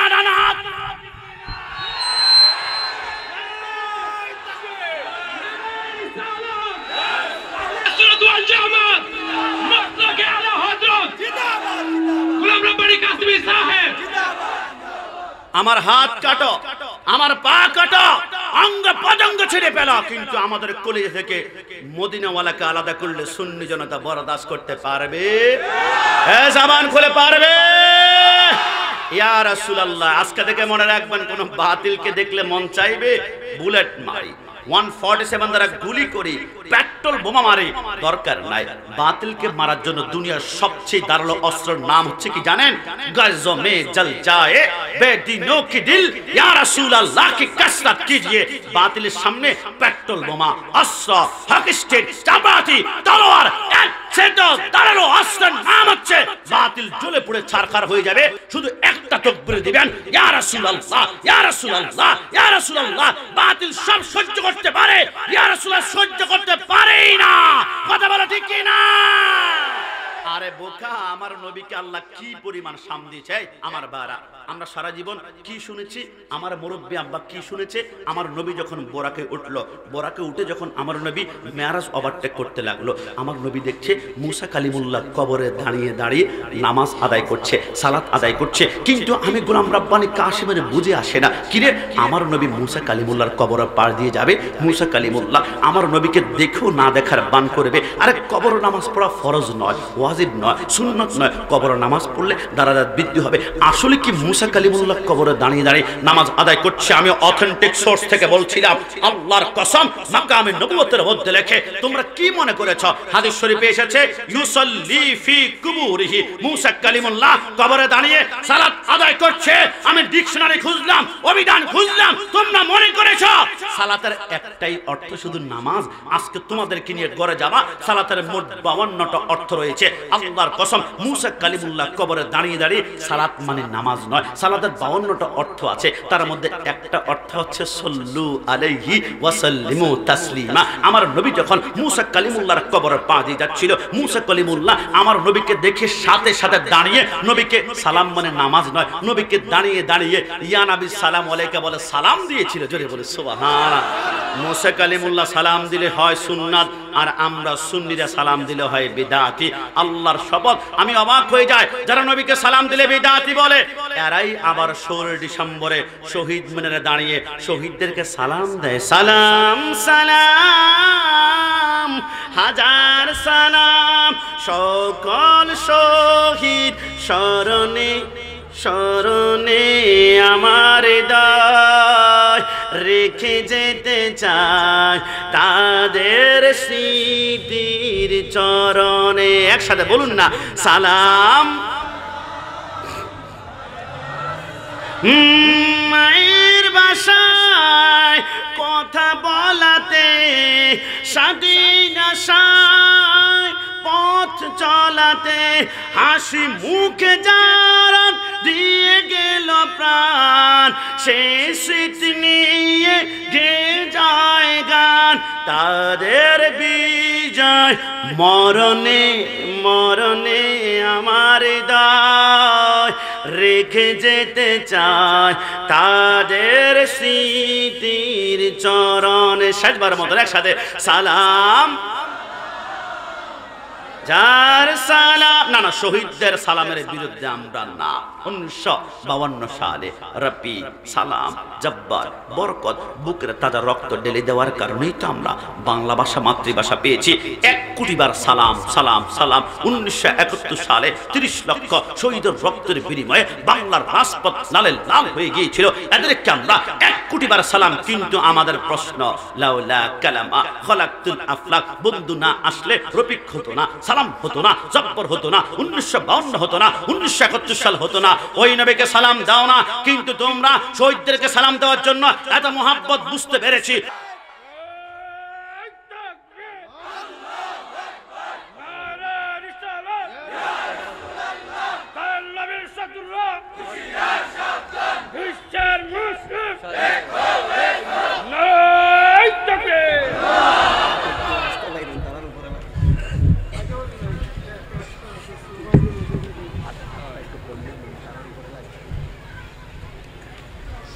আমার ভাই, এই জন্য আমরা বলি সুন্নিরা 2 মুখী সাপ নয়। 2 মুখী সাপকে বলা হয় মুনাফিক। সুন্নিরা মুনাফিক নয়, সুন্নিরা হচ্ছে ইমানদার। কথা বলো ঠিক না? আরে এই সর্বশেষ আমি বলছি, আপনারা খেয়াল করবেন, আমার রাসূল যখন বাইতুল মুকাদ্দাসের মধ্যে গেল, যাওয়ার পরে আজকে থেকে লিখে রাখবেন, নবীদের মেরাজ হচ্ছে নবীর পিছনে ইক্তেদা করে 2 রাকাত নামাজ পড়া। ফেরেশতাদের মেরাজ হচ্ছে রাসূলের সাথে দিদার করা, আর রাসূলের মেরাজ হচ্ছে আল্লাহর সাথে দিদার করা, আর উম্মতের মেরাজ হচ্ছে আসসালাতু মেরাজুল মুমিনিন, আল্লাহর কুদরতি কদমে সিজদা করা। একটু জবান খুলে বলে সুবহানাল্লাহ। এবার আমার নবী 7ম আসমানের দিকে রওনা করলো। কি রে বাবা, কখন কি খেয়াল করেছেন 7ম আসমান আসলে আল্লাহ কি দিয়ে বানিয়েছে?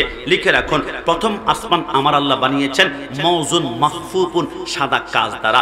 যদিও 1ম আসমানটা পরিষ্কার হলে আমরা নীল দেখতে পাই। কারণ কি? কারণ 1ম আসমানের উপরে একটা রহমতের সাগর আছে, ওইটা হচ্ছে ব্লু কালারের পানি, নীল কালারের পানি। এই জন্য 1ম আসমানটা যখন পরিষ্কার হয় নীল মনে হয়। আবার কবিও লেখে, নীল আকাশের নিচে আমি রাস্তা চলেছি একা। 2য় আসমান বানিয়েছেন মিন হাদিদিন, লোহা দ্বারা। 3য় আসমান বানিয়েছেন মিন নুহাসিন, হলুদ রঙের তামা দ্বারা। 4র্থ আসমান বানিয়েছেন মিন ফিদ্দাতিন, 1 নম্বর রূপা দ্বারা। 5ম আসমান বানিয়েছেন মিন জাহাবিন, 1 নম্বর স্বর্ণ দ্বারা। 6ষ্ঠ আসমান বানিয়েছেন মিন ইয়াকুতিল হামরা, লাল ইয়াকুত পাথর দ্বারা। 7ম আসমান বানিয়েছেন মিন মারমারাতিল বাইদা, সাদা মরমর পাথর দ্বারা। এরপর সিদরাতুল মুনতাহা, এরপর আরশ, এরপর কাবা কাউসাইন আও আদনা। আমার রাসূল বলে আমি আল্লাহকে দেখেছি। কাফেররা বলে কেমন ভাবে দেখেছেন? আল্লাহর হাত কেমন, আল্লাহর পা কেমন, আল্লাহর চোখ কেমন? নবী আমার বলে আল্লাহকে দেখা যায় কিন্তু আল্লাহর বর্ণনা করা যায় না। আল্লাহকে দেখা যায়, বর্ণনা করা যায় না। ইমাম আজমকে জিজ্ঞেস করেন, ইমাম আজম বলে হ্যাঁ